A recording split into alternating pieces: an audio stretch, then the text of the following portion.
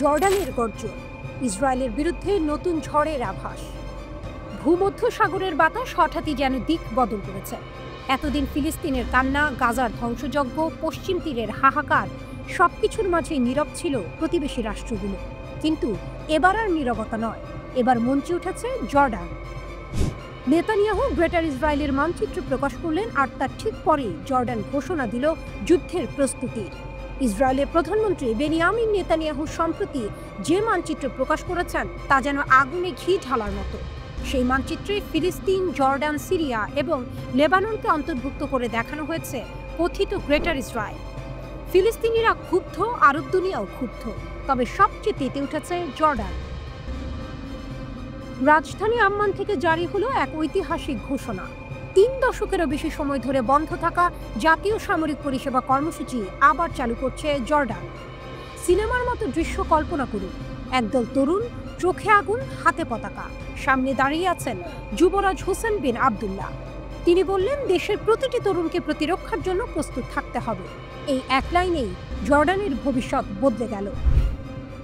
1990-এর দশক পর্যন্ত 18 থেকে 40 বছরের প্রত্যেক পুরুষের জন্য সেনাবাহিনীতে 2 বছর কাজ করা বাধ্যতামূলক ছিল। পরে এই নীতি শিথিল হয়, সীমিত প্রশিক্ষণ চালু থাকে। কিন্তু এখন আবার শুরু হচ্ছে পূর্ণাঙ্গ সামরিক কর্মসূচি। আগামী বছর জানুয়ারি থেকে 2007 সালে জন্ম নেওয়া ছেলেরা যখন 18 পেরোবে, তখনই শুরু হবে এই নতুন অধ্যায়। প্রথম পর্যায়ে যোগ দেবে 6000 তরুণ, দ্রুত সেই সংখ্যা বাড়বে 10,000-এ। এক প্রজন্ম গড়ে উঠবে যুদ্ধের জন্য, দেশের প্রতিরক্ষার জন্য। জর্ডানের এই সিদ্ধান্ত কেবল সামরিক নয়, এটি রাজনৈতিকও।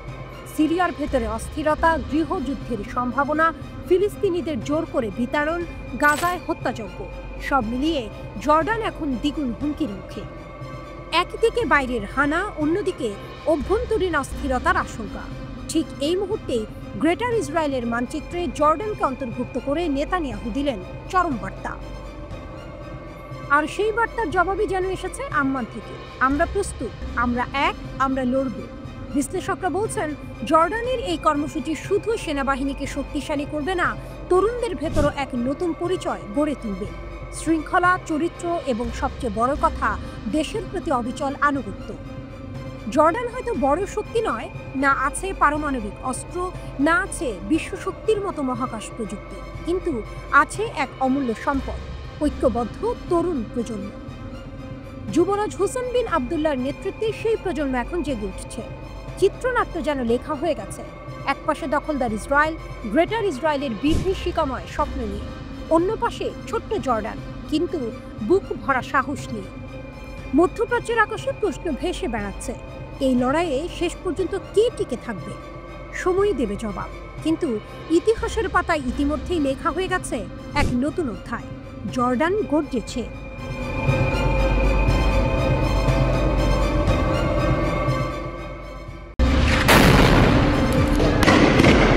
যুদ্ধের ছায়া আবারও কি ঘনাচ্ছে? সংঘাত কি এবার আরও তীব্র হবে? মধ্যপ্রাচ্যের আকাশে ধীরে ধীরে জমছে এক অগ্নিঘূর্ণির মেঘ। বিশ্বজুড়ে গোয়েন্দা প্রতিবেদনের স্রোত বলছে, ডিসেম্বরে নয়, হয়তো অগাস্টের শেষেই ইসরায়েল আবার ঝাঁপিয়ে পড়তে পারে ইরানের উপর। ইরান জানে ঝড় আসছে, এবং এবার তারা দাঁড়িয়ে থাকবে না। শুরু থেকেই আঘাত করবে, যেন প্রথম নিঃশ্বাসেই শত্রুর অহংকার চূর্ণ হয়ে যায়। লক্ষ্য একটাই, ইসরায়েলের সামরিক আধিপত্যের স্বপ্ন গুঁড়িয়ে দেয়া। জুনের যুদ্ধ ছিল কেবল ইরানের পারমাণবিক কর্মসূচি ধ্বংসের অভিযান ছিল না, ওটা ছিল মধ্যপ্রাচ্যের ক্ষমতার ভারসাম্য বদলানোর চেষ্টা। 2 দশক ধরে ইসরায়েল চাইছে আমেরিকাকে ব্যবহার করে ইরানকে দুর্বল করতে, যা একা তাদের পক্ষে সম্ভব নয়। তখন ইসরায়েলের 3টি গোপন উদ্দেশ্য ছিল: আমেরিকাকে সরাসরি যুদ্ধে টেনে আনা, ইরানি সরকারকে ভেঙে ফেলা, ইরানকে এমন এক ভঙ্গুর রাষ্ট্রে পরিণত করা যাকে সিরিয়া বা লেবাননের মতো অবলীলায় বোমা মারা যাবে। কিন্তু ফলাফল, শুধু প্রথম লক্ষ্যটাই আংশিক সফল। ট্রাম্পের অংশগ্রহণ ছিল সীমিত, পূর্ণাঙ্গ যুদ্ধ নয়, আর সেখানেই ইসরায়েলের গতি থেমে যায়। ইরানের অটল প্রতিরোধ। ইসরায়েল ভেবেছিল শুরুতেই আঘাত করে শাসন ব্যবস্থাকে ভেঙে ফেলবে। 30 জন শীর্ষ কমান্ডার ও 19 জন পারমাণবিক বিজ্ঞানীকে হত্যা করেও তারা পেল সাময়িক সাফল্য। মাত্র 18 ঘন্টায় ইরান প্রতিস্থাপন করল সেই কমান্ডারদের আর ছুড়ল বিধ্বংসী ক্ষেপণাস্ত্র। বার্তা স্পষ্ট, আমরা ক্ষয় সহ্য করব, তবু শত্রুর দিকে বজ্রপাত নামাবো। মোসাদের ফোন হুমকি, আতঙ্ক ছড়ানোর চেষ্টা, সব ব্যর্থ। কোনো জেনারেল পালায়নি, বরং দেশ জুড়ে জেগে উঠছিল জাতীয়তাবাদের ঢেউ। প্রতিটি শহর, প্রতিটি প্রদেশে মানুষ পতাকার চারপাশে দাঁড়ালো, কেউ সরকারের জন্য, কেউ দেশের জন্য, কিন্তু সবার লক্ষ্য এক, ইসরায়েলকে ঠেকানো। ইসরায়েলের উল্টো ক্ষতি। যুদ্ধ বাড়লে ইসরায়েলের ক্ষতি হতো আরো ভয়াবহ। বিমান প্রতিরক্ষা দুর্বল হয়ে পড়ছিল, ইরানের ক্ষেপণাস্ত্র ক্রমে ভেদ করছিল লোহার ঢাল। মার্কিন সমর্থন না থাকলে ইসরায়েল জানত এই সংঘাত তার জন্য আত্মঘাতী। তাই যুদ্ধবিরতি, কিন্তু মাথার ভেতর জমে থাকা প্রতিশোধের আগুন নিভল না। ট্রাম্পের দ্বিধা। দ্বিতীয় দফায় ইসরায়েল আক্রমণ করলে ট্রাম্প কি করবেন? তিনি দীর্ঘ যুদ্ধ চান না, কিন্তু প্রথম হামলা দিয়ে ইতিমধ্যে ফাঁদে পা দিয়েছেন। 12 দিনের সংঘাত আমেরিকার ক্ষেপণাস্ত্র মজুদের ফাঁক উন্মোচন করেছে। এখন সামনে দুটি পথ, পুরোপুরি যুদ্ধে নামা অথবা ইসরায়েলের চাপ প্রতিহত করা। কিন্তু প্রতিহত করতে লাগবে ইস্পাতের মতো ইচ্ছা শক্তি, যা ট্রাম্পের অতীত সিদ্ধান্তে দেখা যায়নি। বিশেষজ্ঞরা বলছেন পরবর্তী যুদ্ধ হবে সিনেমার ক্লাইম্যাক্সের মতো। প্রথম দৃশ্যে বিস্ফোরণ, আকাশ কাঁপানো ক্ষেপণাস্ত্র, ভূপাতিত লোহার ঢাল। ইরান আর ধৈর্যের নাটক খেলবে না। তাদের কৌশল হবে এক ঝড়ে শত্রুর অহংকার ভাসিয়ে নিয়ে যাওয়া। আর যদি আমেরিকা আবার ঝাঁপিয়ে পড়ে, তবে ইতিহাস লিখবে ইরাক ছিল সহজ লড়াই, ইরান হবে রক্তে রঙিন দুঃস্বপ্ন। গাজা যুদ্ধের উত্তপ্ত আকাশ হঠাৎই যেন বজ্রপাতের শব্দে কেঁপে উঠল। দূর থেকে ভেসে এলো ধাতব ডানার গুঞ্জন, যেন প্রতিশোধের বার্তা বহন করে আছড়ে পড়ছে আকাশ থেকে। গাজা দখলের উন্মাদনায় বুঁদ ইসরায়েলের ওপর নেমে এলো কয়েক সপ্তাহের মধ্যে সবচেয়ে বড় বিমান হামলা। আর এই হামলার পেছনে ছায়ার আড়ালে দাঁড়িয়ে আছে হামাসের অকুতোভয় মিত্র ইয়েমেনের আনসারুল্লাহ হুথি যোদ্ধারা। প্রতিশোধের উড়ন্ত বাহিনী। হুথি সেনাদের মুখপাত্র ব্রিগেডিয়ার জেনারেল ইয়াহিয়া সারি ঘোষণা করলেন 6টি ড্রোন, 4টি সামরিক অভিযান আর লক্ষ্যবস্তু ইসরায়েলের 4টি কৌশলগত সামরিক ঘাঁটি, হাইফা, নেগেভ, ইলাত এবং বীরশেবা, যেন শত্রুর 4 কোণায় একসাথে হামলা চালানো হলো। তিনি জানালেন এই আক্রমণ কেবল সামরিক পদক্ষেপ নয়, এটি নিপীড়িত ফিলিস্তিনি জনগণের সঙ্গে সংহতির শপথ। এটি বিজয় গাজার মুজাহিদিনদের জন্য আর প্রতিক্রিয়া গণহত্যা, দুর্ভিক্ষ আর অবরোধের বিরুদ্ধে, বললেন সারি। আঘাতের সিম্ফনি। ড্রোনগুলো যেন বাতাসে আগুনের সুর বাজিয়ে আকাশ চিরে ছুটে গেল। প্রতিটি উড্ডয়ন ছিল মৃত্যুর বার্তা, প্রতিটি বিস্ফোরণ ছিল প্রতিরোধের ঘোষণা। 4টি লক্ষ্যেই আঘাত হানা হয়েছে সফলভাবে। হুথিদের এই অভিযানের পেছনে ছিল একটি স্পষ্ট বার্তা, ফিলিস্তিনের ওপর নির্যাতন কেবল গাজায় সীমাবদ্ধ থাকবে না, এটি পুরো আরব ও ইসলামী বিশ্বে আগুন ছড়িয়ে দেবে। যদি গাজার দৃঢ়তাকে সমর্থন না করা হয়, শত্রুর পরবর্তী লক্ষ্য হবে অন্যরা, সতর্ক করলেন সারি। ইসরায়েলের ভেতরের আতঙ্ক। ইসরায়েলি সেনাবাহিনী দ্রুত প্রতিক্রিয়া দেখালো। তাদের দাবি একটি ড্রোন সাইরেন না বাজিয়েই ভূপাতিত করা হয়েছে। বাকি 5টি ড্রোন সম্ভবত সীমান্তের কাছাকাছি পড়েছে। কিন্তু ইসরায়েলের ভেতরে যে মানসিক কম্পন ছড়িয়ে গেছে, সেটি গুলি দিয়ে থামানো সম্ভব নয়। হামাসের ছায়া শক্তি। গাজা যুদ্ধের ময়দানে হামাস যেমন সরাসরি ইসরায়েলি সেনাদের চ্যালেঞ্জ করছে, তেমনি এর মিত্ররা দূর থেকে আঘাত হানছে, যেন এক অদৃশ্য মুষ্টিবদ্ধ হাত চারদিক থেকে শত্রুকে চেপে ধরছে। ইসরায়েলের জন্য এ শুধু সামরিক চাপ নয়, এ এক বহুমুখী অবরোধের সূচনা, যেখানে হামাসের শক্তি সীমানা ছাড়িয়ে গেছে। এই হামলার মধ্যে লুকিয়ে আছে এক সিনেম্যাটিক মোড়। যুদ্ধ যেন গাজায় সীমাবদ্ধ নয়, ইয়েমেনের আকাশ থেকেও আঘাত আসছে, লেবাননের পাহাড় থেকেও হামলার হুমকি ভাসছে, আর ইসরায়েলের চারপাশে প্রতিরোধের এক বিশাল বৃত্ত আঁকা হচ্ছে। জাতিসংঘের দূত অবশ্য সতর্ক করেছেন ইয়েমেনকে আঞ্চলিক সংঘাতের বাইরে রাখতে হবে, কিন্তু বাস্তবতা বলছে গাজার অবরোধ না ভাঙা পর্যন্ত এই আগুন থামার কোনো সম্ভাবনা নেই। গাজার রাত তাই এখন শুধুই যুদ্ধের আগুনের নয়, এটা প্রতিশোধ, ঐক্য আর দূর থেকে আসা এক ভয়ঙ্কর হাতিয়ার, ড্রোনের রাত। যেন আকাশও ঘোষণা করছে গাজা একা নয়। রাতের আকাশে ধোঁয়ার রেখা, দূরে বিস্ফোরণের গর্জন। মধ্যপ্রাচ্যের মানচিত্র আবারও আঁকা হয়েছিল আগুনের দাগ। ইরান ও ইসরায়েলের মধ্যে তীব্র সংঘর্ষের এই গল্পের পেছনে লুকিয়ে আছে এক চমকপ্রদ মোড়। যে রাশিয়াকে এতদিন ইরানের ঘনিষ্ঠ বন্ধু, বিশ্বস্ত মিত্র হিসেবে দেখা হয়েছে, সেই রাশিয়া যুদ্ধের মুহূর্তে পাশে দাঁড়ায়নি। কেন? উত্তরটি যেন এক গুপ্তচরের কানে ফিসফিসানো গোপন বার্তার মতো। যুদ্ধ শুরুর ঠিক কয়েকদিন আগে ইসরায়েল নাকি সরাসরি মস্কোকে সতর্ক করেছিল, ইরানকে কোনো সাহায্য দেওয়া যাবে না। অভিযোগ করছেন ইরানের কট্টরপন্থী নেতারা। তারা বলছেন রাশিয়া ইসরায়েলের কাছ থেকে তথ্য পেয়ে তেহরানের প্রতি সমর্থন গোপন করে। এই প্রকাশের পর থেকে তেহরান মস্কো সম্পর্ক নিয়ে বিতর্ক তুঙ্গে। প্রশ্ন উঠছে, পুতিন কি সত্যি ইরানের বন্ধু, নাকি প্রয়োজনের সময় বন্ধুদের ত্যাগ করতে দ্বিধা করেন না? মস্কো এখন মধ্যপ্রাচ্যে আরও দৃঢ়ভাবে নিজের প্রভাব বাড়াচ্ছে। রাশিয়ার ভূ রাজনৈতিক পরিকল্পনায় ইরান এখন এক অপরিহার্য কেন্দ্রীয় অংশে পরিণত হয়েছে। কারণ কঠোর নিষেধাজ্ঞার কারণে ভারত মহাসাগর থেকে পূর্ব আফ্রিকা পর্যন্ত পৌঁছানো রাশিয়ার জন্য বড় চ্যালেঞ্জ হয়ে দাঁড়িয়েছে। আর সেই কারণেই সব মিলিয়ে রাশিয়ার প্রধান সহযোগী ও এক শক্তিশালী অংশীদার হিসেবে উঠে এসেছে ইরান। এতদিন তাদের সম্পর্ক ছিল বেশ বন্ধুত্বপূর্ণ, কিন্তু সম্প্রতি এই সম্পর্ক ঘিরে তৈরি হয়েছে ধোঁয়াশা। ইরান ও ইসরায়েলের মধ্যে তীব্র উত্তেজনার মাঝেই হঠাৎ যুক্তরাষ্ট্র ইরানের পারমাণবিক স্থাপনাগুলোতে বিমান হামলা চালায়। এতে সরাসরি যুক্তরাষ্ট্র নিজেকে এই সংঘাতে জড়িয়ে ফেলে। কিন্তু এই সময়ে ইরানের সবচেয়ে বড় বন্ধু হিসেবে পরিচিত রাশিয়া নীরব থেকে যায়। যদিও রাশিয়া এক অদ্ভুত ভারসাম্য ধরে রেখেছে, একদিকে ইসরায়েলের সঙ্গে তাদের অর্থনৈতিক ও রাজনৈতিক সম্পর্ক, অন্যদিকে ইরানের সঙ্গে সামরিক জোট। কিন্তু ইউক্রেন যুদ্ধের পর মস্কোর কৌশল বদলেছে। মধ্যপ্রাচ্যে তাদের ভূ রাজনৈতিক খেলায় ইরান ছিল গুরুত্বপূর্ণ অংশীদার। ইরানের ড্রোন প্রযুক্তি রাশিয়াকে ইউক্রেন যুদ্ধে বড় সুবিধা দিয়েছে।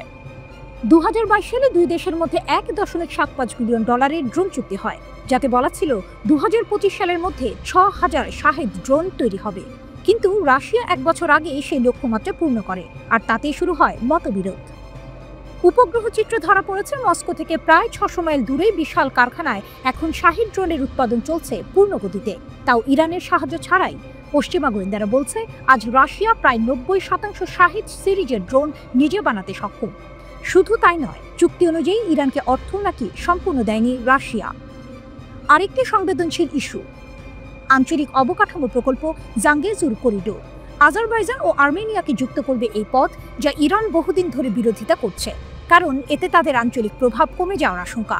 কিন্তু রাশিয়া এর সমর্থনে দাঁড়িয়ে আবারও ইরানকে অস্বস্তিতে ফেলেছে। সাম্প্রতিক হামলায় তাদের প্রতিরক্ষা ব্যবস্থার দৃঢ়তা, ড্রোন প্রযুক্তির শক্তি এবং ক্ষেপণাস্ত্র সক্ষমতা দেখিয়ে দিয়েছে তারা এখনও মধ্যপ্রাচ্যের অন্যতম বড় সামরিক শক্তি। ইরান জানে মিত্র বদলাতে পারে, কিন্তু শক্তি থাকলে খেলার নিয়মও বদলানো যায়। একটা প্রশ্ন বাতাসে ঝুলে আছে, রাশিয়া কি সত্যি ইরানের কৌশলগত বন্ধু, নাকি নিজেদের স্বার্থে যে কোনো সময় ছুরি চালিয়ে দেবে? পেছনের অন্ধকারে ভেসে ওঠে ড্রোনের গুঞ্জন, আর আকাশে প্রতিধ্বনিত হয় এক সতর্ক সংকেত। বন্ধুত্বের প্রতিশ্রুতি যুদ্ধক্ষেত্রে অনেক সময় কেবল ধোঁয়া হয়ে উড়ে যায়। রাতের আকাশে বাজ পাখির মতো উড়ছিল ইসরায়েলের নতুন আধুনিক F-35 স্টেলথ যুদ্ধ বিমানগুলো। এই যুদ্ধ বিমানগুলোকে বলা হয় পৃথিবীর সবচেয়ে উন্নত অদৃশ্যমান বিমান। কিন্তু সেই আকাশেই ইরানের বুকে বাজল এক বিধ্বংসী গান। ইরানের বিমান প্রতিরক্ষা ও ক্ষেপণাস্ত্র বাহিনী একের পর এক F-35 ভূপাতিত করেছিল, যা এতদিন ভাবা হয়েছিল অসম্ভব। প্রথমবারের মতো ইরান এক পঞ্চম প্রজন্মের স্টেলথ যুদ্ধ বিমান ভূপাতিত করেছিল, ফিল্মের মতো নয়, বাস্তব যুদ্ধের মাঠে। এই ঘটনায় শুধু ইসরায়েলের নয়, গোটা বিশ্বের নজর ঘুরে গেছে। ইরানের এই কৌশল ছিল নিখুঁত পরিকল্পিত। তারা তাদের সক্রিয় রাডার সিস্টেম লুকিয়ে রেখেছিল, শত্রুর চোখে আকাশ নির্জন দেখিয়ে। ইসরায়েলি ড্রোন ও বিমান ভুল কৌশল অনুসরণ করে বলে ভেবেছিল তারা ইরানের বিমান প্রতিরক্ষা ভঙ্গুর করে ফেলেছে। কিন্তু আসল চমক ছিল এরপর। ইরান তার লুকানো রাডারগুলো সক্রিয় করল, ফাঁদে ফেলে দিল আকাশের অদৃশ্য বাজ পাখিদের। এই আঘাত শুধু সামরিক নয়, বরং একটি শক্তির বার্তা। ইরান আর পেছনে নেই।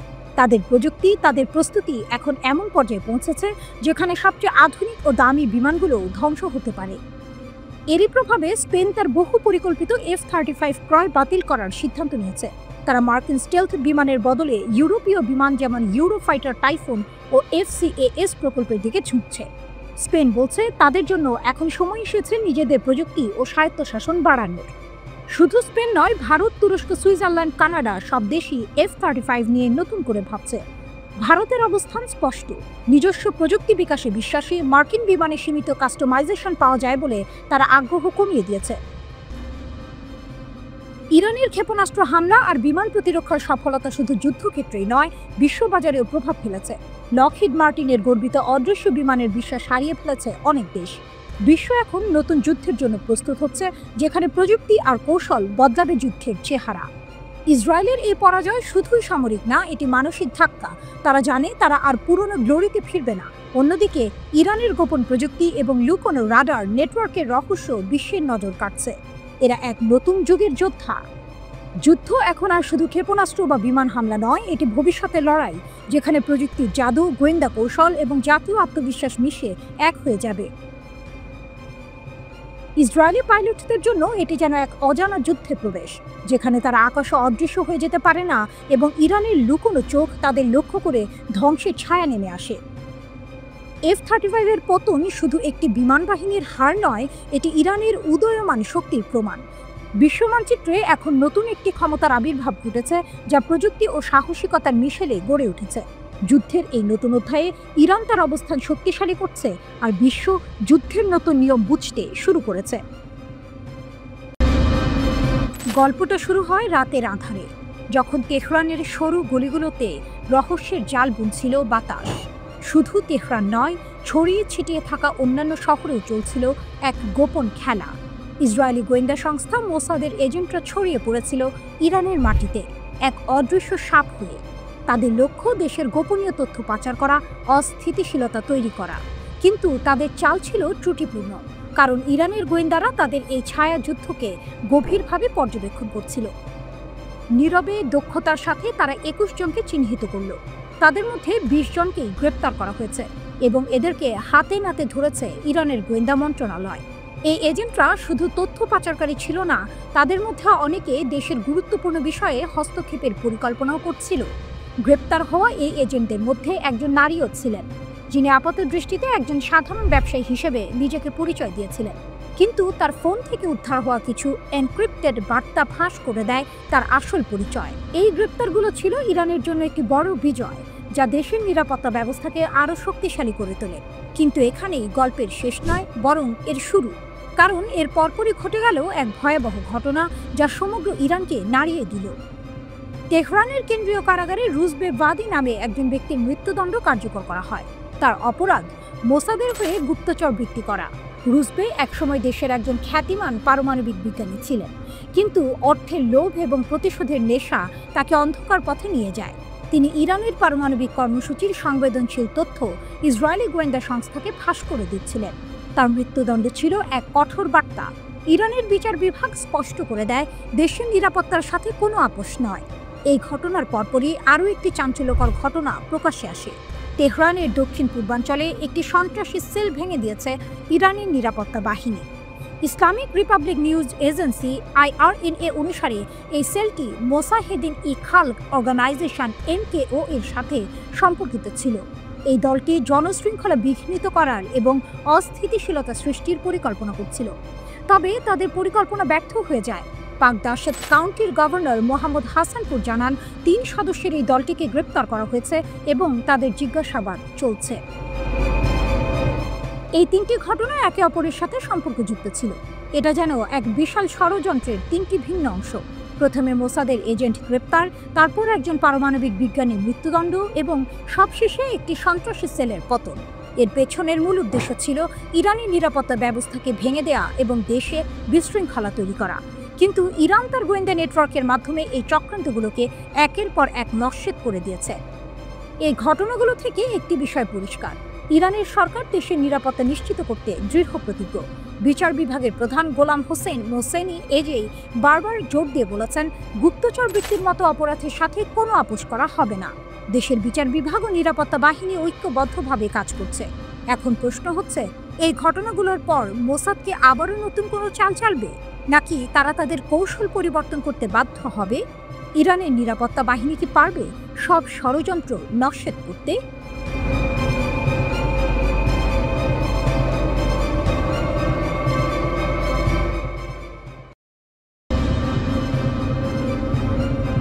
ফাঁসির মঞ্চে এক পরমাণু বিজ্ঞানী, বিশ্বাসঘাতকতার এক নির্মম গল্প। গল্পটা শুরু হয়েছিল নীরবে। এক ফাঁসি কার্যকর হয়েছে, খবরটা যেন প্রতিদিনকার সাধারণ এক ঘটনার মতো। কিন্তু এই সাধারণের আড়ালে লুকিয়ে ছিল এক চাঞ্চল্যকর সত্য, এক ভয়ঙ্কর বিশ্বাসঘাতকতার গল্প। এই ফাঁসির আসামি কোনো সাধারণ অপরাধী নয়। একসময় সে ছিল ইরানের গর্ব, এক পরমাণু বিজ্ঞানী। নাম তার রুজবে ভাদি। গুগলে তার নাম খুঁজলে দেখা যায় তার ক্যারিয়ার ছিল অত্যন্ত উজ্জ্বল। ইরানের পারমাণবিক শক্তি অর্জনের জন্য তার অবদান ছিল অপরিসীম। ডক্টরেট ডিগ্রিধারী এই বিজ্ঞানী 2011 সালে দেশের সবচেয়ে সেরা কিছু পরমাণু বিজ্ঞানীর সঙ্গে মিলে একটি গবেষণাপত্র লিখেছিলেন। তাদের এই গবেষণা ইরানের পারমাণবিক অগ্রগতির এক গুরুত্বপূর্ণ ধাপ ছিল। কিন্তু কে জানতো দেশের উন্নতির জন্য দিনরাত পরিশ্রম করা এই মানুষটির ভেতরেই লুকিয়েছিল এক বিষাক্ত সাপ। ইরানের বিচার বিভাগ ঘোষণা করে ইসরায়েলের গুপ্তচর হিসেবে কাজ করার জন্য রুজবে ভাদির মৃত্যুদণ্ড কার্যকর করা হয়েছে। ইরানের এই বিশ্বাসঘাতকতার গল্পটা যেন এক সিনেমার প্লট। সেই জুন মাসে ইসরায়েলের সঙ্গে সংঘাতে যে কয়েকজন ইরানি পরমাণু বিজ্ঞানী শহীদ হয়েছিলেন, রুজবে তাদেরই একজন সহকর্মী ছিলেন। তিনি শহীদ বিজ্ঞানীদের সম্পর্কে গুরুত্বপূর্ণ গোপন তথ্য মোসাদের হাতে তুলে দিয়েছিলেন। এই তথ্যই হয়তো সেই হামলার কারণ। সরকার বলছে ভাদিকে অনলাইনে নিয়োগ করা হয়েছিল। মোসাদের একজন কর্মকর্তা তাকে যাচাই বাছাই করেন, তারপর তাকে কেভিন নামে পরিচিত একজন হ্যান্ডলারের কাছে হস্তান্তর করা হয়। মোসাদ বুঝতে পারে ভাদির কর্মক্ষেত্র ও তার পদমর্যাদা তাকে এক উচ্চ মূল্যবান উৎস করে তুলতে পারে। মোসাদ তাই তাকে সরাসরি তাদের সেরা একটি বিভাগের সাথে যুক্ত করে। তাকে প্রতি মাসে একটি ক্রিপ্টোকারেন্সি ওয়ালেটের মাধ্যমে অর্থ প্রদান করা হতো যেন তার গতিবিধি বোঝা না যায়। ভাদিকে শুধু টাকা দিয়ে শান্ত করা হয়নি, তাকে দেওয়া হয়েছিল একটি বিশেষ ফোন, ল্যাপটপ এবং 2টি ফ্ল্যাশ ড্রাইভ। এরপর তাকে দেওয়া হয় গোপন তথ্য সংগ্রহের প্রশিক্ষণ। সফলভাবে প্রশিক্ষণ শেষে তিনি ইরানের সবচেয়ে স্পর্শকাতর ও গোপন তথ্য মোসাদের কাছে পাচার করা শুরু করেন। এই বিশ্বাসঘাতকতা শুধু একজন বিজ্ঞানীর নয়, পুরো দেশের প্রতি ছিল এক ভয়ঙ্কর আঘাত। ঘটনাটি আবারও প্রমাণ করে শত্রুরা কেবল সামরিক শক্তি দিয়ে আঘাত করে না, তারা দেশের ভেতর থেকেই শত্রুদের তৈরি করার চেষ্টা করে। কিন্তু ইরান তার শক্তি ও প্রতিরোধের প্রমাণ রেখেছে। বিশ্বাসঘাতককে খুঁজে বের করে তাকে সর্বোচ্চ শাস্তি দিয়ে ইরান প্রমাণ করেছে যে দেশের নিরাপত্তার সঙ্গে কোনো আপোষ করা হবে না। এই ফাঁসি কেবল একজন অপরাধীর শাস্তি নয়, এটি ইরানের সেই শক্তির প্রতিধ্বনি যা দেশের সার্বভৌমত্ব ও নিরাপত্তার জন্য যে কোনো মূল্যে লড়তে প্রস্তুত। এই ফাঁসির ঘটনাটি যেন এক সতর্কবাণী, যা বলছে যে কোনো দেশের সবচেয়ে বড় শত্রু দেশের বাইরের নয়, বরং ভেতরের বিশ্বাসঘাতকরা। ইরানের এই কঠোর পদক্ষেপ প্রমাণ করে দেশের সুরক্ষার জন্য তারা কতটা দৃঢ় প্রতিজ্ঞ।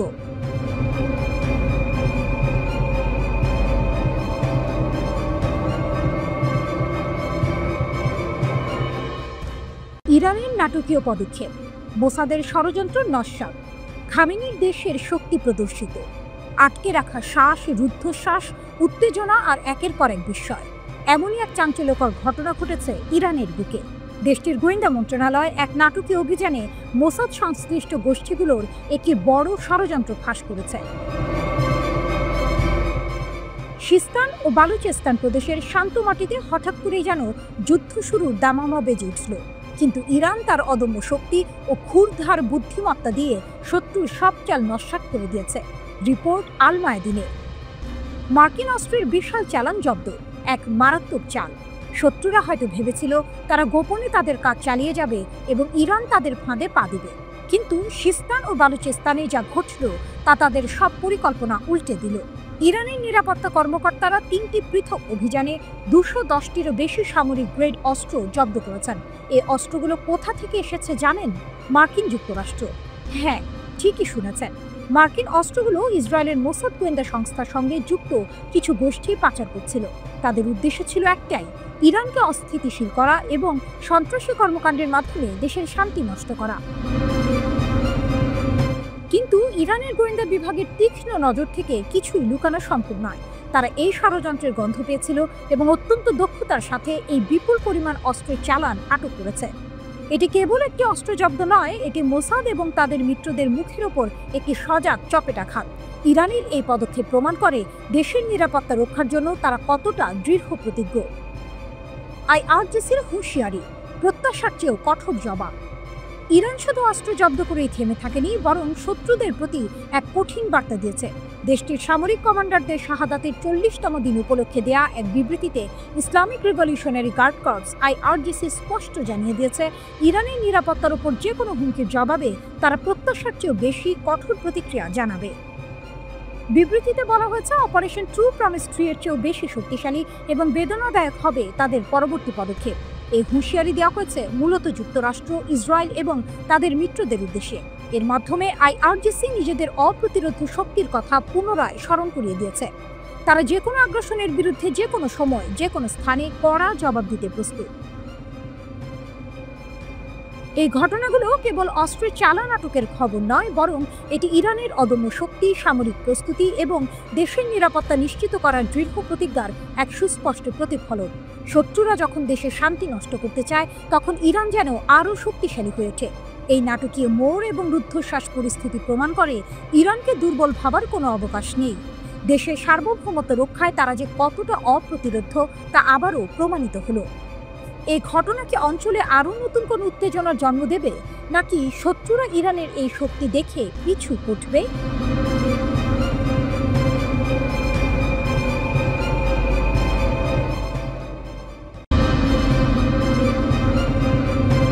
মধ্যপ্রাচ্যের আকাশে আবারও কি ঘনিয়ে আসছে নতুন ঝড়ের পূর্বাভাস? গাজা থেকে শুরু করে সমগ্র ভূখণ্ডে চলা সংঘাতের উত্তাপ যখন কিছুটা থিতু হচ্ছিল, ঠিক তখনই যেন তেহরান থেকে ভেসে এলো এক হুঙ্কার। এই বার্তা কেবল কোনো রাজনৈতিক বিবৃতি নয়, বরং ইসরায়েলের প্রতি এক সরাসরি এবং শীতল চ্যালেঞ্জ। ইরানের সেনাপ্রধান মেজর জেনারেল আমির হাতামির কণ্ঠে শোনা গেল সেই হুঁশিয়ারি। আমাদের ক্ষেপণাস্ত্র ও ড্রোন শক্তি সম্পূর্ণরূপে সংরক্ষিত, আর তা গুলি চালানোর জন্য প্রস্তুত। এই বাক্যটি যেন এক সিনেমার সবচেয়ে গুরুত্বপূর্ণ সংলাপের মতো। এটি নিছক একটি ঘোষণা নয়, বরং এক সুদূর প্রসারী কৌশলের ইঙ্গিত। হাতামি স্পষ্ট ভাষায় জানিয়ে দিয়েছেন তারা ইসরায়েলি হুমকিকে বিন্দুমাত্র হালকাভাবে দেখছেন না, বরং তিনি ইসরায়েলকে আখ্যা দিয়েছেন এক শত্রু এবং একগুঁয়ে প্রতিপক্ষ হিসেবে, যার ইতিহাস আগ্রাসন ও অপরাধের সাক্ষী। তার মতে ইসরায়েলের নৃশংস কর্মকাণ্ড শুধু গত 2 বছরের গাজা হামলায় সীমাবদ্ধ নয়, বরং 80 বছরের কম সময়ের ইতিহাস জুড়ে তা বারবার দেখা গেছে। ইরানের এই অনড় অবস্থান আসলে তাদের শক্তির এক গভীর আত্মবিশ্বাস থেকে এসেছে। হাতামি জোর দিয়ে বলেন, জাতি হিসেবে তারা অনেক ত্যাগ স্বীকার করেছে। জ্যেষ্ঠ কমান্ডার, বিজ্ঞানী এবং নিরীহ বেসামরিকদের শাহাদাত বরণ করতে হয়েছে। কিন্তু তার দাবি, এই অসম যুদ্ধে তারা জয়লাভ করেছে, কারণ তারা শত্রুর ওপর উল্লেখযোগ্য আঘাত হেনেছে এবং তাদের সব কৌশলগত লক্ষ্য ব্যর্থ করে দিয়েছে। পশ্চিমা বিশ্ব যখন ইরানকে কোণঠাসা মনে করছিল, তখন তারা নিজেদেরকে বিজয়ী হিসেবে দেখছে। এটি কেবল সামরিক শক্তি নয়, বরং এক মানসিক প্রতিরোধের বিজয়। সেনাপ্রধান আরও বলেছেন, তাদের এই ক্ষমতা সুরক্ষিত ও সুদৃঢ় থাকবে। তাদের প্রতিশোধমূলক অভিযান যুদ্ধবিরতির শেষ মুহূর্ত পর্যন্ত জারি ছিল, আর ভবিষ্যতেও দেশের প্রতিরক্ষা শিল্প, বৈজ্ঞানিক অগ্রগতি এবং প্রযুক্তিগত উন্নয়নকে তারা আরও দৃঢ় সংকল্পের সাথে এগিয়ে নিয়ে যাবে। এই ঘোষণা থেকে বোঝা যায়, ইরান শুধুমাত্র বর্তমান নিয়ে ভাবছে না, বরং ভবিষ্যতের জন্য নিজেদের আরও শক্তিশালী করতে বদ্ধপরিকর। এই পটভূমিতে ইরানের ইসলামিক রিভলিউশনারি গার্ড কর্পসের মুখপাত্র ব্রিগেডিয়ার জেনারেল আলী মোহাম্মদ নাইনির একটি সতর্কবার্তা যেন শেষ পেরেক ঠুকে দেয়। তিনি ইসরায়েলি কর্মকর্তাদের উস্কানিমূলক হুমকির জবাবে বলেন, ইরানের প্রতিক্রিয়া আগের চেয়েও ভয়াবহ হবে। এই বিবৃতি যেন এক আসন্ন ঝড়ের শেষ পূর্বাভাস। এটি কেবল কথার কথা নয়, বরং ড্রোন ও ক্ষেপণাস্ত্রের শক্তির ওপর ভিত্তি করে দেয়া একটি বাস্তব হুমকি। ইরানের এই ঘোষণা মধ্যপ্রাচ্যের রাজনীতিতে এক নতুন অধ্যায় শুরু করল। এটি কেবল একটি দেশীয় প্রতিরক্ষা নীতি নয়, বরং এক কৌশলগত অবস্থান। তারা স্পষ্ট করে দিয়েছে, তাদের উপর কোনো চাপ প্রয়োগ করে নিরস্ত্র করা যাবে না। ইরান নিজেদের শক্তিকে সম্পূর্ণ সংরক্ষিত এবং যে কোনো মুহূর্তে ব্যবহার করার জন্য প্রস্তুত রেখেছে।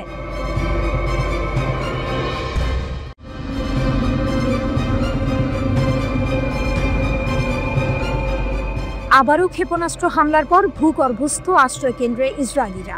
তেল আবিবের সতর্ক অবস্থানে মধ্য ইসরায়েল জুড়ে সাইরেন বাজানোয় আতঙ্ক ছড়িয়ে পড়ে। ইয়েমেনের সশস্ত্র বাহিনী বেন গুরিয়ন বিমানবন্দরে হাইপারসনিক ক্ষেপণাস্ত্র হামলার দাবি করেছে।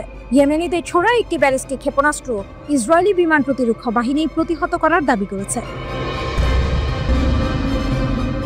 প্রাথমিক প্রতিবেদন অনুসারে এই হামলায় কোনো হতাহত বা ক্ষয়ক্ষতির খবর পাওয়া যায়নি। আইডিএফ ক্ষেপণাস্ত্র উৎক্ষেপণের বিষয়টি নিশ্চিত করেছে এবং জানিয়েছে যে প্রতিরক্ষা ব্যবস্থা তাৎক্ষণিকভাবে প্রতিক্রিয়া জানিয়েছে। ইসরায়েলি লক্ষ্যবস্তুতে আঘাত করার আগেই ক্ষেপণাস্ত্রটি প্রতিহত করা হয়েছে। ইয়েমেনের সশস্ত্র বাহিনী দায় স্বীকার করে জানিয়েছে যে তারা বেন গুরিয়ন বিমানবন্দরকে লক্ষ্য করে হামলা চালিয়েছে। ইয়েমেন থেকে 48 ঘন্টারও কম সময়ের মধ্যে এটি ছিল ইসরায়েলের উপর দ্বিতীয় এই ধরনের আক্রমণ। মার্চ থেকে মোট 67টি ক্ষেপণাস্ত্র এবং 17টি ড্রোন নিক্ষেপ করেছে ইয়েমেনের সশস্ত্র বাহিনী। এই প্রজেক্টাইলগুলির মধ্যে কিছু ইসরায়েলি আকাশসীমায় পৌঁছানোর আগেই বিধ্বস্ত হয়েছে। ইসরায়েল সম্প্রতি ইয়েমেনের হোদেইদা বন্দরে হামলা চালায়। 2023 সালের অক্টোবরের পর থেকে যুদ্ধ তীব্র হওয়ার পর থেকে 13তম বারের মতো ইসরায়েল ইয়েমেনে হামলা চালালো। ইয়েমেনের সশস্ত্র বাহিনী জানিয়েছে গাজা যুদ্ধ শেষ না হওয়া পর্যন্ত তারা ইসরায়েলের উপর তাদের আক্রমণ বন্ধ করবে না। ইয়েমেনের ইরান সমর্থিত ইয়েমেনি সশস্ত্র বাহিনী 2023 সালের অক্টোবরের পর থেকে ইসরায়েলের বিরুদ্ধে বারবার ক্ষেপণাস্ত্র এবং ড্রোন হামলা চালিয়ে আসছে। তারা ফিলিস্তিনিদের সঙ্গে সংহতি প্রকাশ করে কাজ করছে বলে দাবি করে। ইয়েমেনিরা মার্চ মাসে শেষ হওয়া গাজায় 2 মাসের যুদ্ধবিরতির সময় তাদের হামলা স্থগিত করেছিল, কিন্তু ইসরায়েল যুদ্ধবিরতি ভঙ্গ করার পর আবার হামলা শুরু করে। সম্প্রতি ইসরায়েলকে উদ্দেশ্য করে বড় হুমকি দিয়েছে ইয়েমেনের সশস্ত্র প্রতিরোধ গোষ্ঠী। সামরিক অভিযানের 4র্থ ধাপে প্রবেশের ঘোষণা দিয়ে গোষ্ঠীটির মুখপাত্র জানিয়েছেন, ইসরায়েলের সঙ্গে বাণিজ্য করে কিংবা তাদের বন্দর ব্যবহার করলে যে কোনো দেশের যে কোনো জাহাজ হবে তাদের বৈধ লক্ষ্য। রয়টার্স ইয়েমেনি সশস্ত্র বাহিনীর মুখপাত্রের বরাতে জানায়, এখন থেকে ইসরায়েলের সঙ্গে সংশ্লিষ্ট সব জাহাজকে তারা বৈধ লক্ষ্য হিসেবে বিবেচনা করবে। গোষ্ঠীটির দাবি, ইসরায়েলের আগ্রাসন বন্ধ না হওয়া এবং গাজা অবরোধ না তুলে নেওয়া পর্যন্ত তাদের সামরিক অভিযান চলবে। তারা জোর দিয়ে বলেছে, এই হামলার সিদ্ধান্ত নৈতিক ও মানবিক দায়বদ্ধতা থেকে নেওয়া হয়েছে। সকল আন্তর্জাতিক শিপিং কোম্পানিকে সতর্ক করে ইয়েমেনি সশস্ত্র বাহিনী বলেছে, ইসরায়েলি বন্দর ব্যবহারে সম্পৃক্ততা বন্ধ না করলে তাদের জাহাজও হুমকির মুখে পড়বে। কেউ সতর্কবার্তা না মানলে সেই জাহাজ যে কোনো সময় ইয়েমেনি ক্ষেপণাস্ত্র ও ড্রোন হামলার শিকার হতে পারে। তবে গোষ্ঠীটি একযোগে এটাও জানিয়েছে, ইসরায়েল যদি গাজায় সামরিক অভিযান বন্ধ করে এবং অবরোধ প্রত্যাহার করে তাহলে তারা সব ধরনের হামলা স্থগিত করবে।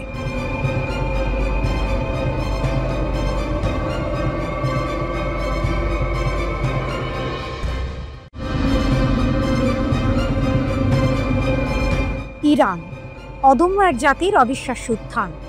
জানজান শহরের মঞ্চে দাঁড়িয়ে ইরানের রাষ্ট্রপতি মাসুদ পেজেশকিয়ান যখন বজ্রকণ্ঠে ঘোষণা করলেন, কোনো শক্তি ঐক্যবদ্ধ ইরানকে নতজানু করতে পারবে না, তখন যেন গোটা ইরানের আকাশ বাতাস এক নতুন আশার বার্তার অনুরণনে ভরে উঠল। এ শুধু কথার কথা নয়, এ হলো এক জাতির অদম্য স্পৃহা আর ইস্পাত কঠিন সংকল্পের প্রতিধ্বনি, যা সাম্প্রতিক এক শ্বাসরুদ্ধকর যুদ্ধের পর আরও একবার প্রমাণিত হলো। কে ভেবেছিল যে দেশটার উপর ইসরায়েল আর আমেরিকার যৌথ আগ্রাসন নেমে এসেছিল, সেই দেশই এত দ্রুত নিজেদের শক্তি ও সক্ষমতার এমন এক নজির স্থাপন করবে যা বিশ্বকে তাক লাগিয়ে দেবে। জুনের 13 তারিখ যখন ইসরায়েল ইরানের উচ্চপদস্থ কর্মকর্তা ও পারমাণবিক বিজ্ঞানীদের নিশানা করল, আর তার পরপরই যখন মার্কিন যুক্তরাষ্ট্র ইরানের বেসামরিক পারমাণবিক স্থাপনায় বোমা ফেলে যুদ্ধকে আরও উস্কে দিল, তখন অনেকেই ভেবেছিল ইরানের দিন ফুরিয়ে এসেছে। কিন্তু তারা জানতো না, এক নতুন গল্পের সূচনা মাত্র। এ যেন এক হলিউডের থ্রিলারের চিত্রনাট্য। একদিকে অত্যাধুনিক আয়রন ডোম আর বিপুল সামরিক সরঞ্জাম নিয়ে সজ্জিত ইসরায়েল ও পরাশক্তি আমেরিকা, অন্যদিকে কঠোর নিষেধাজ্ঞায় জর্জরিত ইরান, যাদের একমাত্র শক্তি তাদের ঐক্য, জ্ঞান আর বিশ্বাস। কিন্তু এই বিশ্বাসই তাদের সবচেয়ে বড় অস্ত্র হয়ে উঠল যখন আগ্রাসন শুরু হলো। ইরানি জনগণ, পুলিশ, নিরাপত্তা বাহিনী এবং বিশেষ করে ক্ষেপণাস্ত্র বিজ্ঞানীরা যে সম্মানজনক ও শক্তিশালী প্রতিরোধ গড়ে তুললেন, তা ছিল সত্যিই প্রশংসার যোগ্য। রাষ্ট্রপতি পেজেশকিয়ান গর্বের সাথে স্মরণ করলেন সেই 12 দিনের যুদ্ধের কথা, যখন ইরানি সশস্ত্র বাহিনী, বিশেষ করে সেনাবাহিনী এবং ইসলামী বিপ্লবী গার্ড কর্পস IRGC তাদের সমস্ত শক্তি দিয়ে শত্রুদের মোকাবিলা করেছিল। বিশ্বাস করা কঠিন কিভাবে এই বাহিনীগুলো আয়রন ডোমের মতো সুরক্ষিত ব্যবস্থা ভেদ করে ইসরায়েলি লক্ষ্যবস্তুতে আঘাত হানল। শুধু তাই নয়, পশ্চিম এশিয়ার সবচেয়ে বড় মার্কিন সামরিক ঘাঁটি কাতারের আল উদেইদ বিমান ঘাঁটিতেও নির্ভুলভাবে হামলা চালালো তারা। এ যেন ডেভিডের গলিয়াতকে হারানোর এক আধুনিক উপাখ্যান। শত্রুদের সমস্ত হুমকি ও চাপকে তুচ্ছ করে ইরানি জাতীয় সশস্ত্র বাহিনী শুধু জাতীয় সার্বভৌমত্ব রক্ষা করেনি, তারা দেখিয়ে দিয়েছে যে দৃঢ় সংকল্পের কাছে কোনো বাধাই বড় নয়। যুদ্ধের মোড় ঘুরতে শুরু করলো 24শে জুন। ইসরায়েলি সরকার ও মার্কিন যুক্তরাষ্ট্র ইরানের এই অপ্রত্যাশিত ও শক্তিশালী পাল্টা হামলায় এতটাই হতভম্ব হয়ে গিয়েছিল যে তাদের পক্ষে আর যুদ্ধ চালিয়ে যাওয়া সম্ভব হয়নি। তেল আবিব যুদ্ধবিরতি চাইতে বাধ্য হলো। এ যেন এক অবিশ্বাস্য টুইস্ট। যে দেশগুলো ইরানকে নতজান করতে চেয়েছিল তারাই শেষ পর্যন্ত নিজেদের গুটিয়ে নিতে বাধ্য হলো। ইসলামী বিপ্লবী নেতা আয়াতুল্লাহ সাইয়েদ আলী খামেনি ঠিকই বলেছিলেন, এই 12 দিনের যুদ্ধ ইরানি জাতির শক্তি ও দৃঢ়তা প্রকাশ করেছে। বিশ্ব দেখেছে ইসলামী প্রজাতন্ত্রের ভিত্তির অতুলনীয় দৃঢ়তা। এই যুদ্ধ ছিল ইরানের জন্য তাদের ইচ্ছা শক্তি এবং সক্ষমতা প্রদর্শনের এক মোক্ষম সুযোগ। পেজেশকিয়ানের কথাগুলো তাই শুধু স্লোগান নয়, এ হলো এক ঐতিহাসিক সত্যের প্রতিধ্বনি। যতক্ষণ পর্যন্ত ইরানি জনগণ তাদের ঐক্য ও সংহতি বজায় রাখবে, ততক্ষণ পর্যন্ত কোনো বাধা তাদের অগ্রগতিকে বাধাগ্রস্ত করতে পারবে না। এই যুদ্ধ ইরানকে বিশ্বের দরবারে এক নতুন পরাশক্তি হিসেবে তুলে ধরেছে, যারা নিজেদের আত্মমর্যাদা ও সার্বভৌমত্বের জন্য যে কোনো মূল্যে লড়তে প্রস্তুত। অদূর ভবিষ্যতে ইরান কি আরো বড় কোনো চমক নিয়ে আসছে?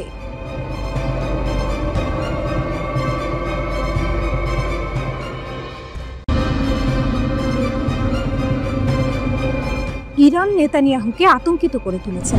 তার বাড়ির বাইরে ক্যামেরা স্থাপন করেছে। হত্যার চেষ্টার দাবির মধ্যে ইরানের একজন জ্যেষ্ঠ সংসদ সদস্যের বিশাল প্রকাশ। পেজেশকিয়ান আরাকচিকে হত্যার ষড়যন্ত্রের পর প্রতিশোধের প্রস্তুতি নিচ্ছে তেহরান। যুদ্ধ পুনরায় শুরু না হওয়ার জন্য নেতানিয়াহুকে ইরানের চূড়ান্ত সতর্কীকরণ। উত্তেজনার মধ্যে ইরান সর্বোচ্চ স্তরে ইসরায়েলি নিরাপত্তা লঙ্ঘন করেছে বলে দাবি করেছে। 12 দিনের যুদ্ধের 1 মাস পর একজন জ্যেষ্ঠ ইরানি আইন প্রণেতা ইসরায়েলি প্রধানমন্ত্রীকে ভয় দেখিয়ে একটি বার্তা দিয়েছেন। মোস্তফা জায়রি দাবি করেছেন যে ইরানি এজেন্টরা নেতানিয়াহুর বাড়ির বাইরে একটি ক্যামেরা স্থাপন করতে সক্ষম হয়েছে। ইরানি সংসদ সদস্যের বিস্ফোরক দাবিটি 29 জুলাই ইরান ইন্টারন্যাশনাল রিপোর্ট করেছে। জায়েরি ইরানি সংসদের জাতীয় নিরাপত্তা ও বৈদেশিক নীতি কমিটির সদস্য। একজন ইরানি সংসদ সদস্য দাবি করেছেন, ইসরায়েলি নেতানিয়াহুর বাড়ির সামনে একটি নিরাপত্তা ক্যামেরা স্থাপন করা হয়েছে। ইরান ইন্টারন্যাশনাল অনুসারে জায়নিস্টিক গ্যাং কম্পাউন্ডে কোনো গোপন স্থান বলে কিছু নেই, জায়েরি বলেছেন। জায়েরি একটি এক্সপোস্টে সতর্ক করে বলেছেন, ইরান এর আগে কখনো ইসরায়েলি প্রধানমন্ত্রী এত ঘনিষ্ঠ ছিল না। বেনিয়ামিন নেতানিয়াহুর বিরুদ্ধে কথিত হত্যা প্রচেষ্টার মাত্র কয়েকদিন পরেই এটি এসেছে। 23 জুলাই 70 বছর বয়সী একজন গুরুতর অসুস্থ কর্মীর বিরুদ্ধে ইসরায়েলি প্রধানমন্ত্রীকে হত্যার ষড়যন্ত্রের অভিযোগ আনা হয়েছে। ওই নারী কেন্দ্রীয় ইসরায়েলের বাসিন্দা এবং দীর্ঘদিন ধরে সরকার বিরোধী আন্দোলনের সঙ্গে যুক্ত বলে জানিয়েছে কর্তৃপক্ষ। পুলিশের মতে অভিযুক্ত ওই নারী নেতানিয়াহুকে হত্যার জন্য নিজ হাতেই একটি বিস্ফোরক তৈরি করেছিলেন। পরিকল্পনা বাস্তবায়ন করতে তিনি আরও কয়েকজন সরকার বিরোধী কর্মীর সঙ্গে যোগাযোগ করে অস্ত্র সংগ্রহের চেষ্টা করেছিলেন। শুধু তাই নয়, নেতানিয়াহুর নিরাপত্তা ব্যবস্থা সম্পর্কেও তথ্য জানার চেষ্টা করেন তিনি। 28 জুলাই ইসরায়েলি মন্ত্রী ইসরায়েল কাটসের বিরুদ্ধেও একটি হত্যার ষড়যন্ত্রের কথা প্রকাশ করা হয়েছে। একজন ইসরায়েলি নাগরিক ইসরায়েল কাটসের বাড়ির কাছে একটি শক্তিশালী বোমা রেখেছিলেন বলে অভিযোগ করা হয়েছে। তেহরানের হাই প্রোফাইল হত্যার চেষ্টার অভিযোগের পর ইরানি এমপির দাবিও এসেছে। ইরানের পররাষ্ট্রমন্ত্রী আরাকচি একটি সাক্ষাৎকারে দাবি করেছেন, তার নিজের বাড়ির বিপরীতে একটি বাড়িতে বোমা রাখা হয়েছিল। ইরানের রাষ্ট্রীয় টিভিতে আরাকচি এ মন্তব্য করেছেন, কিন্তু ইরান ইন্টারন্যাশনাল অনুসারে সাক্ষাৎকারটি সম্প্রচারিত হয়নি। 12 দিনের যুদ্ধের সময় 16 জুন ইসরায়েল ইরানের রাষ্ট্রপতিকে হত্যার চেষ্টা করেছিল বলেও অভিযোগ রয়েছে। ফার্সের একটি প্রতিবেদনে বলা হয়েছে, পেজেশকিয়ানদের একটি বৈঠক স্থলে ইসরায়েল 6টি ক্ষেপণাস্ত্র বা বোমা দিয়ে আঘাত করেছিল। একটি গোপন ভূগর্ভস্থ স্থাপনায় ওই সভা চলাকালে ইসরায়েল সেই স্থাপনার উভয় দিকের প্রবেশ পথে বোমা হামলা চালায়। এ সময় জরুরি বের হওয়ার পথ দিয়ে তিনি ও অন্যরা বের হয়ে আসার সময়ই তার পায়ে সামান্য আঘাত লাগে। 12 দিনের এই যুদ্ধ চলার সময় সামাজিক মাধ্যমে আসা ভিডিওগুলোতে দেখা গেছে, তেহরানের উত্তর পশ্চিমাঞ্চলে একটি পর্বত এলাকায় বারবার হামলা করেছে ইসরায়েল।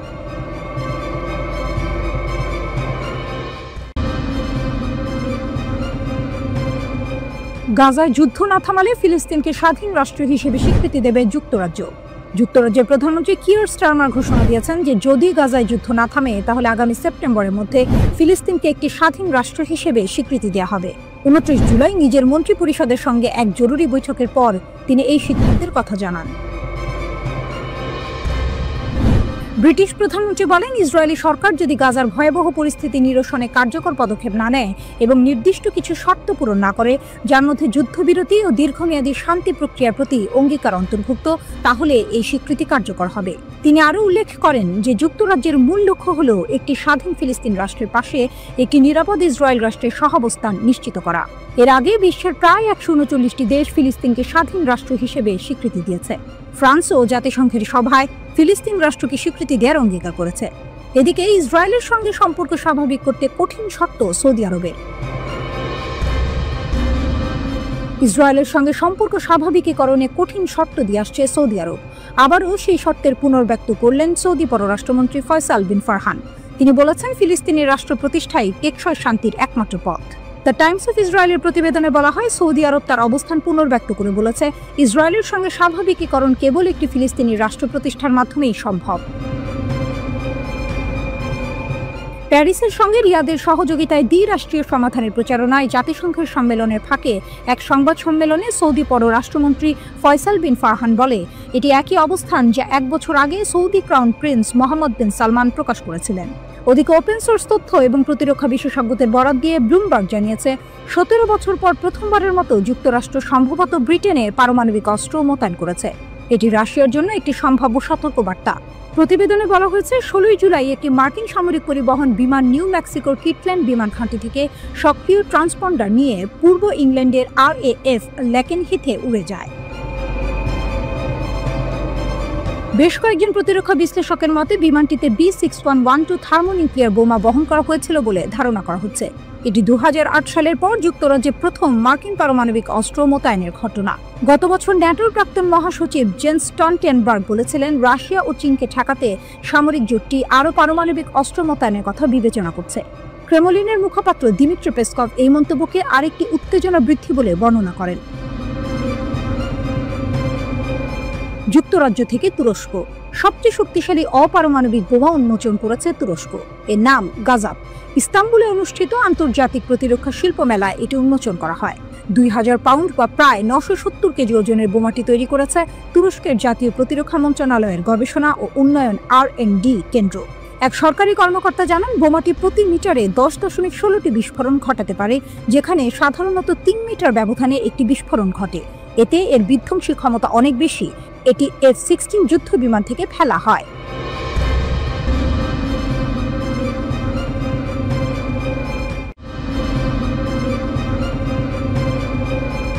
নেতানিয়াহুর যুদ্ধের আসল মূল্য। গাজার পাশাপাশি ইসরায়েলি সেনারাও কি শেষ হচ্ছে না? যখন নেতানিয়াহু গাজা যুদ্ধ চালিয়ে যাওয়ার অঙ্গীকার করছেন, তখন ইসরায়েলের ভেতরেই এক ভয়াবহ নীরব সংকট দানা বাঁধছে। এই যুদ্ধ শুধু গাজার মানুষের জীবন কেড়ে নিচ্ছে না, এটি ইসরায়েলের সামরিক বাহিনী IDF এর মেরুদণ্ড ভেঙে দিচ্ছে। প্রশ্ন উঠেছে, নেতানিয়াহুর এই যুদ্ধ কি কেবল গাজাবাসীকে নয়, ইসরায়েলের নিজেদের সেনাদেরও মেরে ফেলছে? ইসরায়েলের অদৃশ্য গণহত্যা, হাজার হাজার সেনার মানসিক পতন, ইসরায়েলের যুদ্ধযন্ত্র যেন নিজেই নিজেকে গ্রাস করছে। ইয়েদিয়ত আহরোনথের এক উদ্বেগজনক প্রতিবেদন অনুযায়ী 2023 সালের অক্টোবর থেকে এখন পর্যন্ত 10,000-এরও বেশি ইসরায়েলি সেনা post traumatic stress disorder PTSD এর লক্ষণ দেখাচ্ছেন। এর মধ্যে অন্তত 2769 জনকে আনুষ্ঠানিকভাবে PTSD রোগী হিসেবে চিহ্নিত করা হয়েছে। শুধু তাই নয়, এই যুদ্ধের ভয়াবহ মানসিক প্রভাবে 12,000-এরও বেশি সেনা ইতিমধ্যে চাকরি ছেড়ে দিয়েছেন। ইসরায়েলের প্রতিরক্ষা মন্ত্রণালয়ের এক সূত্র ইদিওথকে জানিয়েছে, এই সেনারা শুধু সামরিক জীবনই নয়, স্বাভাবিক বেসামরিক জীবনেও কাজ করার ক্ষমতা হারিয়ে ফেলছেন। যুদ্ধ শুরু হওয়ার পর থেকে সেনাবাহিনী ও নিরাপত্তা বাহিনীর প্রায় 12,500 নতুন আহত সেনা পুনর্বাসন কেন্দ্রে যোগ দিয়েছেন। এই সংখ্যা সেই হাজার হাজার সেনার বাইরে যারা আগে থেকেই মানসিক স্বাস্থ্য চিকিৎসা নিচ্ছেন। অর্থাৎ পরিস্থিতি কতটা গুরুতর তা সহজেই অনুমেয়। 2026-এর মধ্যে 1 লাখ সেনা আহত ও অক্ষম হওয়ার আশঙ্কা। ইসরায়েলের প্রতিরক্ষা মন্ত্রণালয় যে পূর্বাভাস দিয়েছে তা রীতিমতো ভয়ঙ্কর। তাদের অনুমান 2026 সালের মাঝামাঝি নাগাদ 1 লক্ষ ইসরায়েলি সেনা আহত বা অক্ষম হয়ে পড়বেন। এর মধ্যে অর্ধেকেরও বেশি মানসিক সমস্যায় ভুগবেন বলে ধারণা করা হচ্ছে। প্রতিবেদনে স্পষ্ট করে সতর্ক করা হয়েছে, যুদ্ধ শেষ হওয়ার পর এই সংখ্যা কেবল বাড়বে। বিশেষজ্ঞরা বলছেন, যুদ্ধের ময়দানে সেনারা এক ধরনের মানসিক অনাক্রম্যতা উপভোগ করেন, কিন্তু বিপদটা আসে পরে। স্বাভাবিক জীবনে ফিরে আসার পর ভয়ঙ্কর স্মৃতিগুলো মাথা চাড়া দিয়েছে। প্রতিবেদনে জোর দিয়ে বলা হয়েছে, এই বিলম্বিত ট্রমা বা আঘাতের ফলে যুদ্ধ পরবর্তী সময়ে মারাত্মক সংকট তৈরি হয়, এমনকি যুদ্ধের বছরখানেক পরও এর প্রভাব দেখা যায়। সবচেয়ে মর্মান্তিক খবরটি হলো, আইডিএফ নিজেই নিশ্চিত করেছে যে গত 14 জুলাই মাত্র 10 দিনে 3 জন ইসরায়েলি সেনা আত্মহত্যা করেছেন।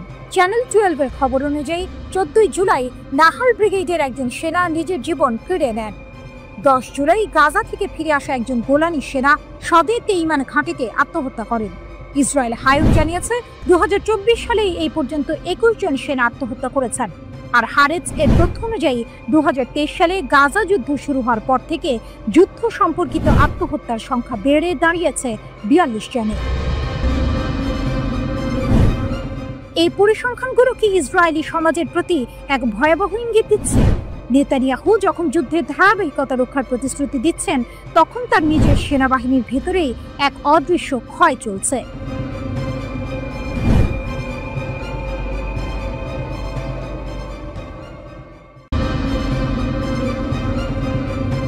ইয়েমেন নতুন করে 5টি ড্রোন ব্যবহার করে ইসরায়েলি প্রতিশোধমূলক হামলা চালিয়েছে। ইয়েমেনের লোহিত সাগরের হুদায়দা বন্দরে ইসরায়েলি হামলার কয়েক ঘন্টা পরেই এই ঘটনা ঘটল। ইসরায়েলি ইয়েমেনের ড্রোন হামলা, গাজার সমর্থনে প্রতিশোধমূলক অভিযান। ইয়েমেনের সশস্ত্র বাহিনী 21 জুলাই 5টি ড্রোন ব্যবহার করে ইসরায়েল অধিকৃত অঞ্চলের গভীরে গুরুত্বপূর্ণ কৌশলগত স্থানে সফলভাবে হামলা চালিয়েছে। এর কয়েক ঘন্টা আগে ইয়েমেনের লোহিত সাগরের হুদায়দা বন্দরে হামলা চালানো হয়েছিল। ইয়েমেনি সামরিক বাহিনী এক বিবৃতিতে জানিয়েছে যে তাদের ড্রোন ইউনিট বেন গুরিয়ন বিমানবন্দর এবং ইয়াফা অঞ্চলের আরেকটি সামরিক লক্ষ্যবস্তু, সেই সাথে উম্মে আল রাশরাশ বা ইলাত বন্দর, রামন বিমানবন্দর এবং অধিকৃত ফিলিস্তিনের আশদোদ এলাকার একটি গুরুত্বপূর্ণ লক্ষ্যবস্তুকে লক্ষ্য করে এই গুণগত সামরিক অভিযান পরিচালনা করেছে। হামলার কারণ গাজায় ইসরায়েলের গণহত্যা ও হুদায়দা বন্দরে আক্রমণ। ইয়েমেন জানিয়েছে যে এই হামলা গাজার ফিলিস্তিনিদের বিরুদ্ধে ইসরায়েলের চলমান গণহত্যা যুদ্ধ এবং দিনের শুরুতে লোহিত সাগরের হুদায়দা বন্দরে ইয়েমেনে ইসরায়েলের সর্বশেষ হামলার প্রতিক্রিয়া হিসেবে চালানো হয়েছে। সামরিক বাহিনী বিবৃতিতে জোর দিয়ে বলেছে যে ইয়েমেনের এই অভিযান সফলভাবে তার লক্ষ্য অর্জন করেছে। ইয়েমেনের সশস্ত্র বাহিনী আবারও গেট দিয়ে বলেছে যে তারা যে কোনো শত্রুতাপূর্ণ আক্রমণের মুখোমুখি হতে প্রস্তুত। ইসরায়েলের লক্ষ্য হলো নিপীড়িত ফিলিস্তিনি জনগণের প্রতি তাদের ধর্মীয়, নৈতিক এবং মানবিক দায়িত্ব পালন করা থেকে তাদের বিরত রাখা। গত কয়েক মাস ধরে ইয়েমেন এই দায়িত্ব পালন করে আসছে। বিবৃতিতে আরও নিশ্চিত করা হয়েছে যে ইয়েমেন ফিলিস্তিনিদের সমর্থন অব্যাহত রাখবে এবং তাদের সংগ্রামের সাথে অটল সংহতি প্রকাশ করে ইসরায়েলের বিরুদ্ধে সামরিক অভিযান চালাবে। ইয়েমেনি সামরিক বাহিনী সতর্ক করে দিয়েছে, গাজার বিরুদ্ধে আগ্রাসন বন্ধ না হলে এবং এর উপর আরোপিত অবরোধ তুলে না নেওয়া পর্যন্ত আমাদের অভিযান থামবে না। ইসরায়েলের উপর আক্রমণের তীব্রতা বৃদ্ধির সতর্কতা। 21 জুলাই ইয়েমেনের আনসারুল্লাহ প্রতিরোধ আন্দোলনের রাজনৈতিক ব্যুরোর জ্যেষ্ঠ সদস্য মোহাম্মদ আল বুখাইতি সতর্ক করে দিয়েছিল, ইসরায়েলি সরকার যদি ইয়েমেনের উপর আক্রমণ আরও তীব্র করে তবে দেশটি প্রতিশোধমূলক অভিযান আরও বাড়িয়ে দেবে। গাজা সংঘাত এবং ইয়েমেনের ভূমিকা। 2023 সালের অক্টোবরে গাজায় ইসরায়েলের গণহত্যা যুদ্ধ শুরু হওয়ার পর থেকে ইয়েমেনি বাহিনী যুদ্ধবিধ্বস্ত গাজাবাসীদের সমর্থনে অসংখ্য অভিযান চালিয়েছে। তারা অধিকৃত ফিলিস্তিনি অঞ্চল জুড়ে বিভিন্ন লক্ষ্যবস্তুতে আঘাত হেনেছে এবং অধিকৃত অঞ্চলের বন্দরের দিকে অগ্রসরমান ইসরায়েলি জাহাজ বা ইসরায়েল সংশ্লিষ্ট জাহাজগুলিতেও আক্রমণ চালিয়ে আসছে। গাজায় ইসরায়েলি সরকারের রক্তক্ষয়ী আক্রমণে এখন পর্যন্ত কমপক্ষে 59,029 জন ফিলিস্তিনি নিহত হয়েছেন, যাদের বেশিরভাগই নারী ও শিশু। এই হামলাগুলো ইঙ্গিত দেয় যে ইয়েমেন ফিলিস্তিনিদের সমর্থনে তাদের সামরিক কার্যক্রম চালিয়ে যেতে বদ্ধপরিকর এবং ইসরায়েলের আগ্রাসন বন্ধ না হওয়া পর্যন্ত তারা থামবে না।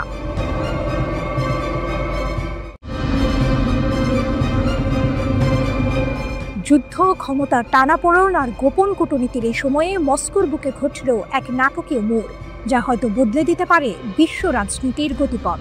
ইরান ও রাশিয়া, দুই নায়ক যারা নিজেদের অস্তিত্বের লড়াইয়ে অবিচল, এক নতুন অধ্যায়ের সূচনা করলেন। মস্কোর মঞ্চে দুই নায়ক, প্রতিরক্ষা সহযোগিতার নতুন সমীকরণ। 21 জুলাই মস্কোর সুরক্ষিত কক্ষগুলোতে এক ঐতিহাসিক বৈঠক অনুষ্ঠিত হলো, যেখানে রাশিয়া এবং ইরানের প্রতিরক্ষা মন্ত্রীরা সামরিক সহযোগিতার এক নতুন দিগন্ত উন্মোচন করলেন। এই দুই রাষ্ট্র, যারা পশ্চিমা শক্তির কঠোর নিষেধাজ্ঞার মুখেও নিজেদের অবস্থান ধরে রেখেছে, এবার আরও দৃঢ়ভাবে কাঁধে কাঁধ মেলালো। রাশিয়ার প্রতিরক্ষা মন্ত্রী আন্দ্রেই বেলাসভ এবং ইরানের প্রতিরক্ষা মন্ত্রী আজিজ নাসিরজাদে এর এই বৈঠক ছিল দুই দেশের মধ্যে কৌশলগত সম্পর্ক আরও গভীর করার চলমান প্রচেষ্টার অংশ। ইরানের রাষ্ট্রদূত কাজেম জালালি গর্বের সাথে ঘোষণা করলেন, এই বৈঠকের বিষয় ছিল সামরিক এবং প্রতিরক্ষা ক্ষেত্রে দ্বিপাক্ষিক সহযোগিতা জোরদার করা। মস্কোতে ইরানি দূতাবাসের বিবৃতিতে যৌথ প্রতিরক্ষা উদ্যোগের প্রতি দুই দেশের অবিচল অঙ্গীকারের কথাই তুলে ধরা হলো। এ যেন এক শক্তিশালী জোটের আগমনী বার্তা, যা বিশ্বকে নতুন করে ভাবতে বাধ্য করবে। ক্রেমলিনের অন্দরমহলে পারমাণবিক রহস্য, এক মহাকাব্যিক চাল। একই সময়ে ক্রেমলিনের অন্দরমহলে আরও এক গভীর আলোচনা চলছিল। রাশিয়ার প্রেসিডেন্ট ভ্লাদিমির পুতিন ক্রেমলিনে ইরানের শীর্ষ নেতা সাইয়েদ আলী খামেনির সিনিয়র উপদেষ্টা আলী লারিজানিকে স্বাগত জানান। এই বৈঠক কেবল আঞ্চলিক পরিস্থিতি নিয়ে আলোচনা ছিল না, এর কেন্দ্রবিন্দুতে ছিল ইরানের পারমাণবিক ফাইল।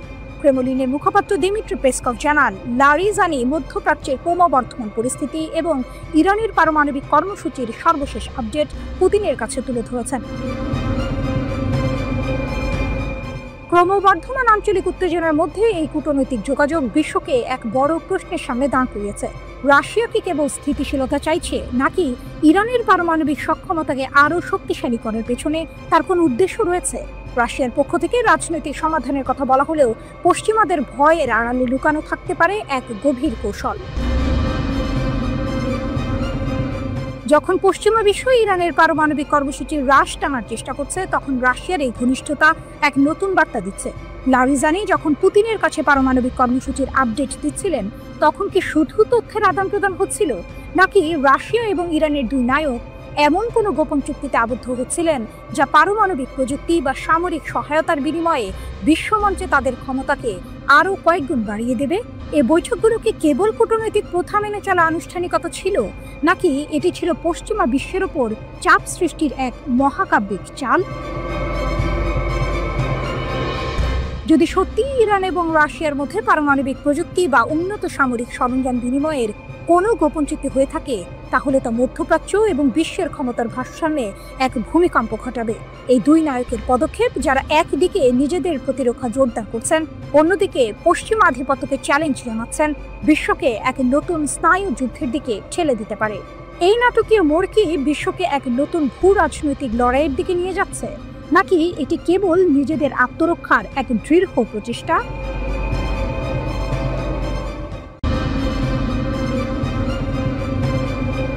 কাস্পিয়ানের বুকে রণতরীর গর্জন, এক যৌথ মহড়ার আড়ালে লুকানো বার্তা। কাস্পিয়ান সাগরের শান্ত জলরাশি হঠাৎই অশান্ত হয়ে উঠেছে। দিগন্তে ঘনিয়ে আসছে মেঘ, আর সেই মেঘের আড়াল থেকে ভেসে আসছে রণতরীর গর্জন। এ কোনো সাধারণ সামরিক মহড়া নয়, এজন্য এক ভূ রাজনৈতিক দাবা খেলার নতুন চাল, যেখানে পুতিন আর খামেনি এক টেবিলে বসেছেন, আর তাদের প্রতিপক্ষ হিসেবে চোখের সামনে ভেসে উঠেছে ইসরায়েল ও যুক্তরাষ্ট্রের তীক্ষ্ণ দৃষ্টি। একসাথে নিরাপদ ও সুরক্ষিত কাস্পিয়ান সাগরের জন্য লুকিয়ে আছে এক গভীর বার্তা, এক নীরব যুদ্ধ ঘোষণার ইঙ্গিত নয় কি? ছবিটা শুরু হয় ইরানের আমজালি বন্দরে। ভোরের আবছা আলোয় ভেসে আসে এক বিশাল আকৃতির রাশিয়ান যুদ্ধ জাহাজ। ধীর গতিতে কিন্তু নিশ্চিত পদক্ষেপে সেটি নোঙর করে নির্ধারিত মহড়া অঞ্চলে। জাহাজের গা থেকে ঠিকরে পড়ছে ভোরের সূর্যের আলো, আর তার উপস্থিতি জানান দিচ্ছে এক নতুন অধ্যায়ের সূচনা। ইরানের ইসলামী প্রজাতন্ত্রের নৌবাহিনীর উত্তর নৌবহরের আয়োজনে 3 দিনের এক মহাযুদ্ধের মহড়া। প্রেস টিভির খবর অনুযায়ী ইরান এই মহড়ায় তাদের নৌ প্রতিরক্ষা ব্যবস্থার সম্পূর্ণ সক্ষমতা প্রদর্শন করবে। এ যেন এক নীরব চ্যালেঞ্জ ছুড়ে দেওয়া হয়েছে বিশ্ব শক্তির প্রতি। উপস্থিত ছিলেন কাস্পিয়ান উপকূলীয় অন্যান্য রাষ্ট্রের সামরিক পর্যবেক্ষকরাও। তাদের চোখ ছিল তীক্ষ্ণ, কান ছিল সজাগ। প্রতিটি রণতরীর নড়াচড়া, প্রতিটি যুদ্ধ কৌশল যেন তাদের মস্তিষ্কে নতুন কোনো নকশা এঁকে দিচ্ছিল। তারা কি দেখতে পাচ্ছিলেন এক নতুন জোটের জন্ম হচ্ছে, যা বিশ্ব ক্ষমতার ভারসাম্যে বড় ধরনের পরিবর্তন আনবে? এই মহড়া এমন এক সময়ে অনুষ্ঠিত হচ্ছে যখন যুক্তরাষ্ট্র এবং ইসরায়েলের সাথে ইরানের দ্বন্দ্ব তীব্র থেকে তীব্রতর হচ্ছে। পারমাণবিক কর্মসূচির অগ্রগতি নিয়ে ইরানকে চেপে ধরেছে পশ্চিমা বিশ্ব। একের পর এক নিষেধাজ্ঞা, কড়া হুঁশিয়ারি সবকিছুই যেন ইরানকে এক কোণঠাসা অবস্থায় ফেলে দিয়েছে। কিন্তু ইরান হার মানার পাত্র নয়। এর প্রতিক্রিয়ায় তারা হাত বাড়িয়েছে তাদের পুরনো মিত্র রাশিয়ার দিকে। মস্কোতে ঘটে যাওয়া একটি আকস্মিক বৈঠক যেন এই নাটকের কেন্দ্রবিন্দুতে পরিণত হয়েছে। ইরানের সর্বোচ্চ নেতার একজন শীর্ষ উপদেষ্টা মস্কো উড়ে গিয়েছিলেন রাশিয়ার রাষ্ট্রপতির সাথে দেখা করতে। অ্যাসোসিয়েটেড প্রেসের খবরে বলা হয়েছে, এই বৈঠকের মূল বিষয় ছিল তেহরানের পারমাণবিক কর্মসূচি। এই হঠাৎ করে ঘটে যাওয়া বৈঠকটি যেন এক শীতল যুদ্ধের আভাস দিচ্ছিল, যেখানে পুরনো বন্ধুত্বের সুতো ধরে নতুন করে জোট বাঁধা হচ্ছে। এই বৈঠকটি কেবল পারমাণবিক কর্মসূচি নিয়ে আলোচনার জন্য ছিল, নাকি এর আড়ালে লুকিয়ে ছিল আরো বড় কোনো পরিকল্পনা? কাস্পিয়ানের বুকে রাশিয়ান যুদ্ধজাহাজের উপস্থিতি, ইরানের সামরিক সক্ষমতার প্রদর্শন আর পশ্চিমাদের সাথে ইরানের তীব্র দ্বন্দ্ব, সবকিছু মিলে এক বিস্ফোরক পরিস্থিতি তৈরি হয়েছে। এই মহড়া কি কেবল সামরিক শক্তি প্রদর্শনের একটি ধাপ, নাকি এটি ইসরায়েল ও যুক্তরাষ্ট্রের প্রতি এক নীরব সতর্কবার্তা? পুতিন ও খামেনির এই যৌথ পদক্ষেপকে প্রমাণ করে যে তারা পশ্চিমাদের চাপ মোকাবেলায় একজোট হয়েছেন। প্রশ্ন হলো, এই সামরিক মহড়া কি মধ্যপ্রাচ্যে নতুন কোনো সংঘাতের জন্ম দেবে, নাকি এটি কেবল একটি কূটনৈতিক চাল যা ইরানকে পারমাণবিক কর্মসূচিতে আরও বেশি স্বাধীনতা দেবে? কাস্পিয়ান সাগরের বুকে রণতরীর এই গর্জন কি শুধুই একটি শব্দ, নাকি এটি আসন্ন এক ঝড়ের পূর্বাভাস? এই মহড়ার পর বিশ্ব রাজনীতি কোন দিকে মোড় নেবে তা জানতে হলে আমাদের চোখ রাখতে হবে কাস্পিয়ানের জলরাশির দিকে, যেখানে ক্ষমতার এক নতুন খেলা শুরু হয়েছে।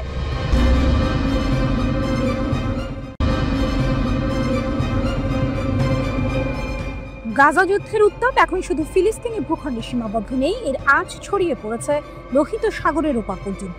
ইয়েমেনের সশস্ত্র বাহিনী সরাসরি ইসরায়েলের ওপর ক্ষেপণাস্ত্র ও ড্রোন হামলা চালিয়ে আবারও নতুন একমাত্র যোগ করেছে এই সংঘাতে। তেল আবিব ও জেরুজালেমের আকাশে বেজে ওঠা বিমান হামলার সাইরেন যেন এই ক্রমবর্ধমান উত্তেজনারই প্রতিচ্ছবি। 22 জুলাই ভোরে ইসরায়েলের বৃহত্তম শহর তেল আবিব, জেরুজালেম এবং মধ্য ইসরায়েলের বিস্তীর্ণ অঞ্চলে বেজে ওঠে বিমান হামলার সাইরেন। আতঙ্ক ছড়িয়ে পড়ে সাধারণ মানুষের মধ্যে। মানুষ ছুটে যায় নিরাপদ আশ্রয়ের খোঁজে।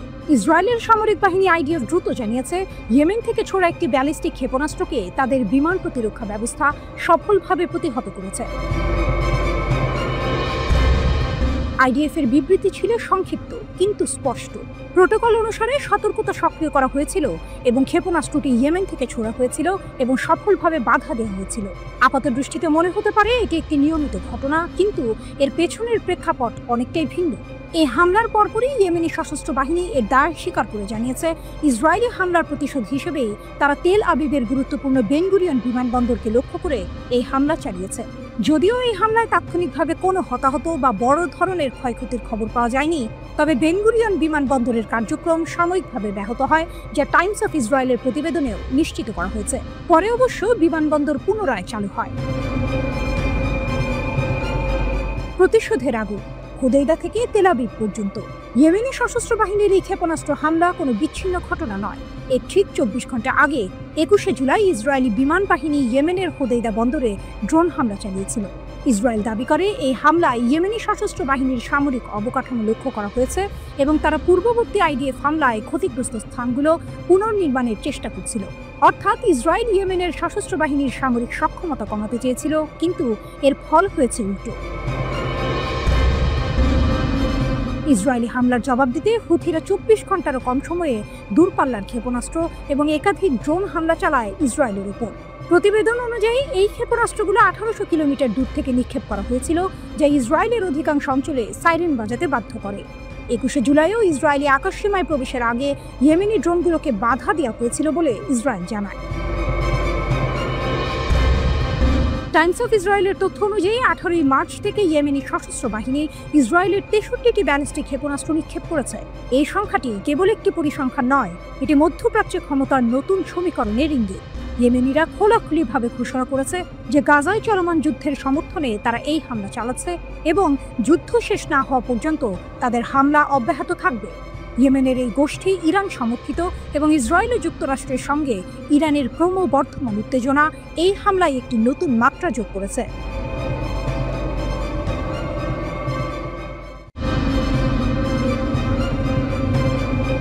রাফাতে ইসরায়েলি সেনাদের হতাহতের দাবি কাসাম ব্রিগেডের। ফিলিস্তিনি প্রতিরোধ আন্দোলন হামাসের সামরিক শাখা কাসাম ব্রিগেড সম্প্রতি এক চাঞ্চল্যকর দাবি করেছে। তাদের বিবৃতি অনুযায়ী দক্ষিণ গাজা উপত্যকার রাফার পূর্ব দিকে পরিচালিত বেশ কয়েকটি সামরিক অভিযানে কমপক্ষে 25 জন ইসরায়েলি সৈন্য নিহত বা আহত হয়েছে। এই ঘটনাগুলো সাম্প্রতিক দিনগুলিতে ঘটেছে বলে তারা জানিয়েছে। কাসাম ব্রিগেড একটি বিস্তারিত বিবৃতি প্রকাশ করে জানায় যে তাদের যোদ্ধারা 22 জুলাই রাফার পূর্ব দিকের মাশরু জংশন এলাকায় একটি সামরিক অভিযান পরিচালনা করেছে।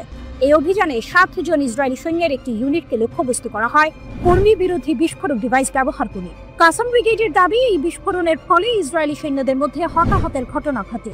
বিবৃতিতে আরও বলা হয়েছে যে এই হতাহতদের সরিয়ে নেওয়ার জন্য ইসরায়েলি হেলিকপ্টার মোতায়েন করা হয়েছিল। একই এলাকায় কাসাম যোদ্ধারা এর একদিন আগে অর্থাৎ সোমবার আরও একটি সফল অভিযান চালিয়েছে বলে দাবি করেছে। সেই অভিযানে 10 জন সৈন্যের একটি ইসরায়েলি বাহিনী যখন একটি নির্দিষ্ট স্থানে হামলা চালায়, তখন একটি বোমা আটকে পড়া বাড়িতে বিস্ফোরণ ঘটানো হয়। এই হামলায় 10 জন সৈন্য হতাহত হয় বলে কাসাম ব্রিগেড জানিয়েছে। এই হামলার পরেও ইসরায়েলি হেলিকপ্টার ব্যবহার করে হতাহতদের সরিয়ে নেওয়া হয়েছিল বলে বিবৃতিতে উল্লেখ করা হয়েছে।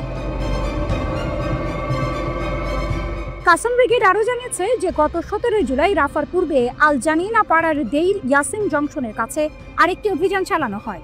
এই অভিযানে 8 জন সৈন্য নিয়ে গঠিত একটি ইসরায়েলি ইঞ্জিনিয়ারিং ইউনিটকে লক্ষ্যবস্তু করা হয়। 2টি কর্মী বিরোধী বিস্ফোরক ডিভাইস ব্যবহার করে চালানো এই হামলায় ইসরায়েলি সৈন্যদের মধ্যে মৃত্যু ও আহত হওয়ার ঘটনা ঘটেছে বলে কাসামের দাবি। জুলাই মাসের মাঝামাঝি সময়ে কাসাম ব্রিগেড আরও একটি অভিযানের কথা জানিয়েছে। তাদের মতে প্রতিরোধী যোদ্ধারা রাফার পূর্বে শাওকা এলাকায় বাড়িতে ইসরায়েলি সেনাদের প্রলুব্ধ করে। সেনারা ওই বাড়িতে প্রবেশ করার সাথে সাথেই বিস্ফোরণ ঘটানো হয়, যার ফলে ইসরায়েলি সেনাদের মধ্যে হতাহতের ঘটনা ঘটে। এছাড়াও কাসাম ব্রিগেড 12 জুলাইয়ের একটি অভিযানের বিবরণ দিয়েছে। এই অভিযানে দক্ষিণাঞ্চলীয় খান ইউনিসেফ শহরের উত্তরে একটি সাঁজোয়া কর্মীবাহককে অত্যন্ত বিস্ফোরক ডিভাইস ব্যবহার করে বিস্ফোরণ ঘটানো হয়। এই বিস্ফোরণের ফলে অনির্দিষ্ট সংখ্যক সৈন্য নিহত ও আহত হয়েছে বলে কাসাম ব্রিগেড দাবি করেছে। কাসাম ব্রিগেড তাদের এই অভিযানগুলোর ভিডিও ফুটেজ প্রকাশ করেছে। এই ভিডিওতে উপরোক্ত অভিযানগুলোর পাশাপাশি ইয়াসিন 105 শেল দিয়ে একটি মেরকাভা ট্যাঙ্ককে লক্ষ্য করে হামলা চালানোর দৃশ্য দেখানো হয়েছে। ফুটেজে দেখা গেছে উত্তর গাজার জাবালিয়া শরণার্থী শিবিরে ইসরায়েলি সামরিক যানবাহনের খুব কাছ থেকে বিস্ফোরণ ঘটানো হয়েছে। ভিডিওতে নথিভুক্ত অভিযানগুলোর মধ্যে একটি ছিল ট্যাঙ্কের ভেতরে একটি বিস্ফোরক ডিভাইসের বিস্ফোরণ। ভিডিওটিতে আক্রমণকারী ইসরায়েলি যানবাহনের রুটে পর্যবেক্ষণ এবং বিস্ফোরক ডিভাইস স্থাপনের প্রক্রিয়া এবং সামরিক অভিযানের আগে অন্যান্য প্রস্তুতিও দেখানো হয়েছে। গাজার স্বাস্থ্য মন্ত্রণালয়ের অনুমান অনুসারে 2023 সালের অক্টোবর থেকে ইসরায়েল গাজায় কমপক্ষে 59,219 জন ফিলিস্তিনিকে হত্যা করেছে, যাদের বেশিরভাগই নারী ও শিশু। এই পরিসংখ্যান চলমান সংঘাতের ভয়াবহতা তুলে ধরে।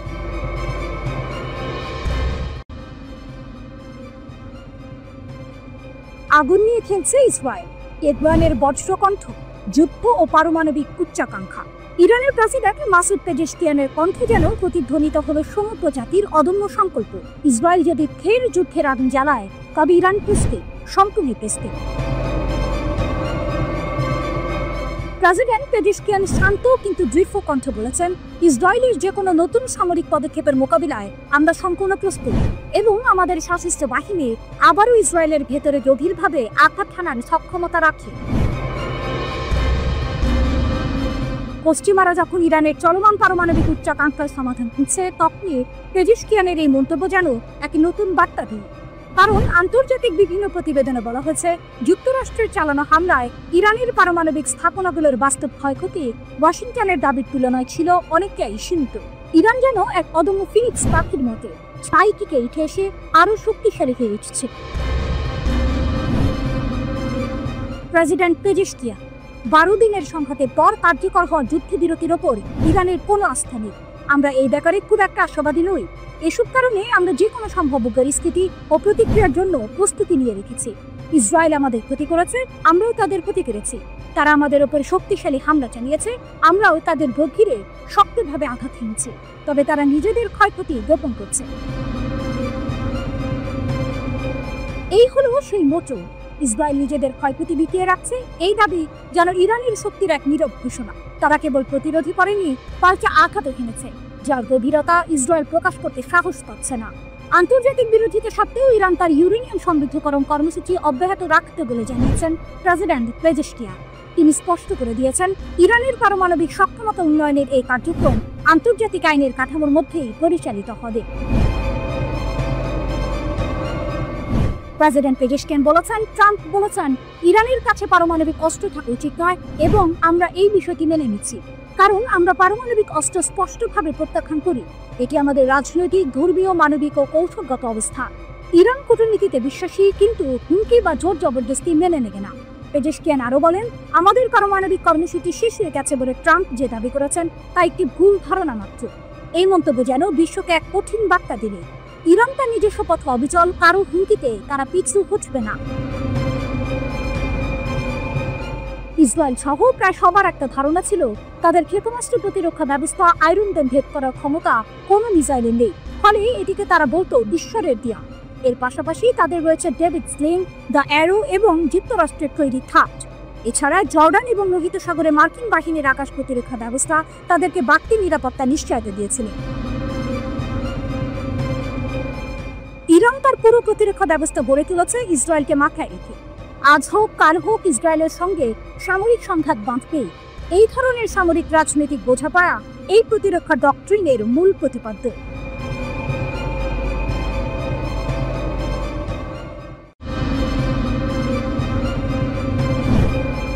শুধু পারমাণবিক নয়, ইসরায়েলের জন্য খামেনির নতুন হুঁশিয়ারি।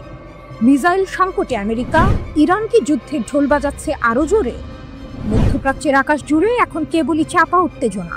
একদিকে ইসরায়েল এবং যুক্তরাষ্ট্রের কঠোর হুঁশিয়ারি, অন্যদিকে ইরানও তার সামরিক সক্ষমতা বাড়ানোর ঘোষণা দিচ্ছে। এই টানটান পরিস্থিতির মাঝেই ইরানের সর্বোচ্চ নেতা আয়াতুল্লাহ আলী খামেনি ইসরায়েলের বিরুদ্ধে এক নতুন হুমকি দিয়েছেন। তার এই ঘোষণার সময়টি বিশেষভাবে তাৎপর্যপূর্ণ, কারণ ওয়াল স্ট্রিট জার্নাল সহ বিভিন্ন গণমাধ্যম দাবি করছে মার্কিন যুক্তরাষ্ট্রের ক্ষেপণাস্ত্র মজুদে নাকি মারাত্মক সংকট দেখা দিয়েছে। তাহলে কি ইরান এই দুর্বলতার সুযোগ নিয়ে যুদ্ধের দামামা আরও জোরে সোরে বাজাতে চাইছে? খামেনির অগ্নিঝরা ঘোষণা। 25শে জুলাই ইসরায়েলের 13ই জুনের হামলার 40 দিন উপলক্ষে এক বিবৃতিতে খামেনি তার কঠোর মনোভাব প্রকাশ করে। এই হামলায় ইরানের বেশ কয়েকজন সামরিক কমান্ডার ও পারমাণবিক বিজ্ঞানী শহীদ হয়েছিলেন। খামেনি এই হামলাকে দুষ্ট ও অপরাধী ইহুদিবাদী শাসক গোষ্ঠীর কাজ বলে অভিহিত করেছেন। তার কথায় ছিল শোক, কিন্তু তার চেয়েও বেশি ছিল প্রতিজ্ঞা। তিনি বলেছেন, বোকা অদূরদর্শী শত্রু তার লক্ষ্য অর্জনে ব্যর্থ হয়েছে। এর চেয়েও বড় কথা, তিনি অঙ্গীকার করেছেন যে ভবিষ্যৎ দেখাবে যে আমাদের সামরিক এবং বৈজ্ঞানিক অগ্রগতি উভয় স্রষ্টার ইচ্ছায় আগের চেয়ে আরও বেশি গতিতে এগিয়ে যাবে। খামেনির এই দৃঢ় ঘোষণা ইঙ্গিত দিচ্ছে যে ইরান কেবল পারমাণবিক কর্মসূচিতেই নয়, সামগ্রিক সামরিক শক্তি বৃদ্ধিতেও মনোযোগ দেবে। তার মতে, ইরানের শত্রুরা ঠান্ডা লোহার উপর হাতুড়ি মারছে, তবে ইরান দিন দিন শক্তিশালী হয়ে উঠবে। এই বক্তব্যগুলি ইসরায়েল এবং যুক্তরাষ্ট্রের জন্য স্পষ্ট বার্তা, ইরানকে দমানো এত সহজ হবে না। ইসরায়েলের যুদ্ধের ইঙ্গিত এবং যুক্তরাষ্ট্রের দুর্বলতা। খামেনির এই মন্তব্যের ঠিক আগে ইসরায়েলের প্রতিরক্ষামন্ত্রী কাটস ইরানের সাথে যুদ্ধ পুনরারম্ভের ইঙ্গিত দিয়েছিলেন। জেরুজালেম পোস্ট অনুসারে তিনি বিমান শ্রেষ্ঠত্ব বজায় রাখার উপর জোর দিয়েছিলেন এবং ইরানকে পারমাণবিক শক্তি অর্জন থেকে বিরত রাখার পরিকল্পনা কার্যকর করার আহ্বান জানান। এমনকি মার্কিন প্রেসিডেন্ট ডোনাল্ড ট্রাম্প এবং ইসরায়েলের প্রধানমন্ত্রী বেনিয়ামিন নেতানিয়াহু বলেছিলেন যে ইরান যদি তাদের পারমাণবিক কর্মসূচি পুনরায় শুরু করে তবে তারা হামলা চালাবে। কিন্তু গল্পের টুইস্ট এখানেই। এইসব যুদ্ধমদেহী মনোভাবের মধ্যেই একটি চাঞ্চল্যকর তথ্য সামনে এসেছে। এক্সিওসের এক রিপোর্টে বলা হয়েছে, ইসরায়েল ইরান যুদ্ধের পর যুক্তরাষ্ট্র এবং ইসরায়েলের ক্ষেপণাস্ত্র বিরোধী ব্যবস্থা যেমন প্যাট্রিয়ট এবং থার্ড মজুদে মারাত্মক ঘাটতি দেখা দিয়েছে। প্রতিবেদনে আরও উল্লেখ করা হয়েছে, ইরানি ক্ষেপণাস্ত্র প্রতিরোধে মার্কিন ও ইসরায়েলের প্রতিরক্ষা ব্যবস্থাগুলো ব্যর্থ হয়েছিল, যার ফলে ইসরায়েলে প্রায় 2 ডজন মানুষ নিহত হয় এবং সামরিক স্থাপনা ও বাসস্থান ধ্বংস হয়। এই পরিস্থিতি মধ্যপ্রাচ্যের ক্ষমতার ভারসাম্যে এক নতুন সমীকরণ তৈরি করছে। একদিকে ইরান তার সামরিক এবং পারমাণবিক সক্ষমতা বাড়ানোর দৃঢ় সংকল্প দেখাচ্ছে, অন্যদিকে ইসরায়েল এবং যুক্তরাষ্ট্র তাদের সামরিক শক্তিতে একটি অপ্রত্যাশিত দুর্বলতার মুখোমুখি হচ্ছে। মার্কিন ক্ষেপণাস্ত্রের এই ঘাটতি কি ইরানকে আরও সাহসী করে তুলবে?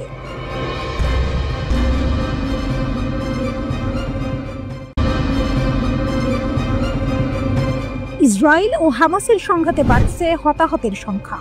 গাজায় সংঘাত মারাত্মক আকার ধারণ করেছে। হামাস আক্রমণাত্মক ও প্রতিরোধমূলক উভয় হামলা বাড়িয়ে দিয়েছে। এর ফলে ইসরায়েলি প্রতিরক্ষা বাহিনী IDF জানিয়েছে, শুধু জুলাই মাসেই তাদের 16 জন সৈন্য নিহত হয়েছে। IDF এর সাম্প্রতিক ক্ষয়ক্ষতি: নিহতদের মধ্যে রয়েছেন সার্জেন্ট মেজর অবসরপ্রাপ্ত বেতজালেল ইয়েহোশুয়া মোজবাচার, যিনি 749তম কমব্যাট ইঞ্জিনিয়ারিং ব্যাটালিয়নের একজন যুদ্ধ প্রকৌশলী ছিলেন। গত 19 জুলাই গাজার খান ইউনিসে তার হামভিতে রাস্তার পাশে বোমা হামলায় গুরুতর আহত হওয়ার পর তিনি মারা যান। একই ঘটনায় আরও একজন IDF সৈন্য আহত হয়ে হাসপাতালে চিকিৎসাধীন। মোজবাচার গোলান হাইটসের আজনে এইতানের বাসিন্দা ছিলেন এবং তেল আবিবের কাছে ওর ইয়েহুদায় থাকতেন। তিনি সেনাবাহিনীতে যোগ দেওয়ার আগে ইসরায়েলের বিদ্যুৎ কর্তৃপক্ষের হয়ে কাজ করতেন। তিনি তার স্ত্রী, 2 বছর বয়সী মেয়ে, বাবা মা এবং কয়েকজন ভাই বোন রেখে গেছেন। সংঘাতের ব্যাপকতা ও জিম্মি মুক্তির দাবি: গাজা উপত্যকায় যুদ্ধবিরতি এবং জিম্মিদের মুক্তির বিষয়ে আলোচনা অচল অবস্থার মধ্যে রয়েছে, যার ফলে যুদ্ধ এখনো চলছে।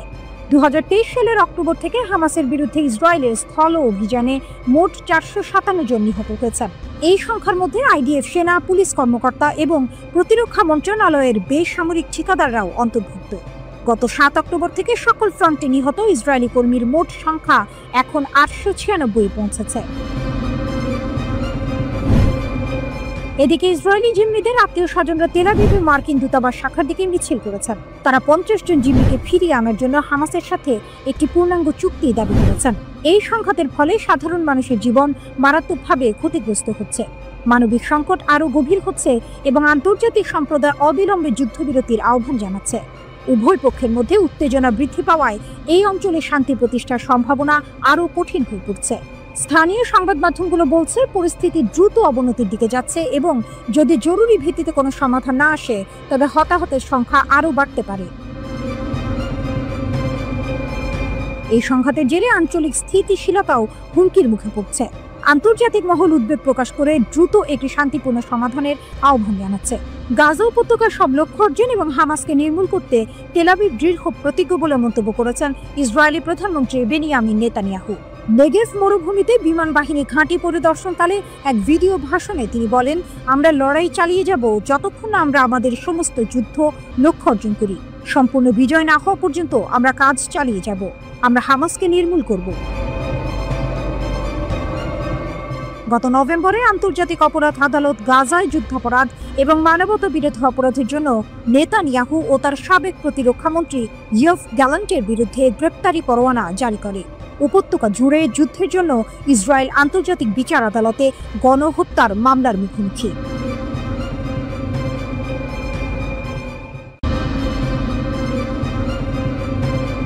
গভীর সমুদ্রে রাশিয়ার পারমাণবিক বজ্রধ্বনি। প্রশান্ত মহাসাগরের বরফ শীতল আর্কটিক থেকে বাল্টিক সাগরের অস্থির জলরাশি, এমনকি কাস্পিয়ান সাগরের শান্ত বুকেও এক অভূতপূর্ব সামরিক মহড়ায় গর্জে উঠেছে রাশিয়ার নৌশক্তি। বিশ্বজুড়ে ছড়িয়ে পড়ছে ভ্লাদিমির পুতিনের নতুন নৌকৌশলের পদধ্বনি, যা প্রথমবারের মতো উন্মোচন করা হয়েছে। কিন্তু এই বিশাল মহড়ার আসল উদ্দেশ্য কি? শুধুই কি সামরিক প্রস্তুতি, নাকি এর পেছনে লুকিয়ে আছে আরও গভীর কোনো পরিকল্পনা? রাশিয়ার নৌবাহিনী জুলাই স্টর্ম নামক এক বিশাল যুদ্ধ মহড়া শুরু করেছে। এই মহড়া নেতৃত্ব দিচ্ছেন অ্যাডমিরাল মোইসেয়েভ। এর আওতায় প্রশান্ত মহাসাগর, আর্কটিক, বাল্টিক এবং কাস্পিয়ান সাগরের অপারেশনাল জোনগুলোতেও একযোগে চলছে স্থল, সমুদ্র ও বিমান ইউনিটের সম্মিলিত প্রশিক্ষণ। মহড়ার দৃশ্যগুলো যেন হলিউডের অ্যাকশন সিনেমাকেও হার মানায়। আভাচা উপসাগরে অ্যান্টি সাবমেরিন জাহাজগুলো কামান দাগছে, আর কাস্পিয়ান সাগরে ক্ষেপণাস্ত্রবাহী জাহাজগুলো নিখুঁতভাবে লক্ষ্যবস্তু ধ্বংস করছে। মুরমানস্ক অঞ্চলের নর্দার্ন ফ্লিটের যুদ্ধ বিমানগুলো শত্রুর কাল্পনিক লক্ষ্যবস্তুতে বিমান হামলা চালাচ্ছে। এমনকি নৌ বিমান বাহিনীকে দূরপাল্লার ড্রোন শনাক্ত ও ধ্বংস করার দায়িত্ব দেওয়া হয়েছে। হেলিকপ্টারগুলো উদ্ধার অভিযান এবং ডুবোজাহাজ বিরোধী কার্যক্রমে অংশ নিচ্ছে।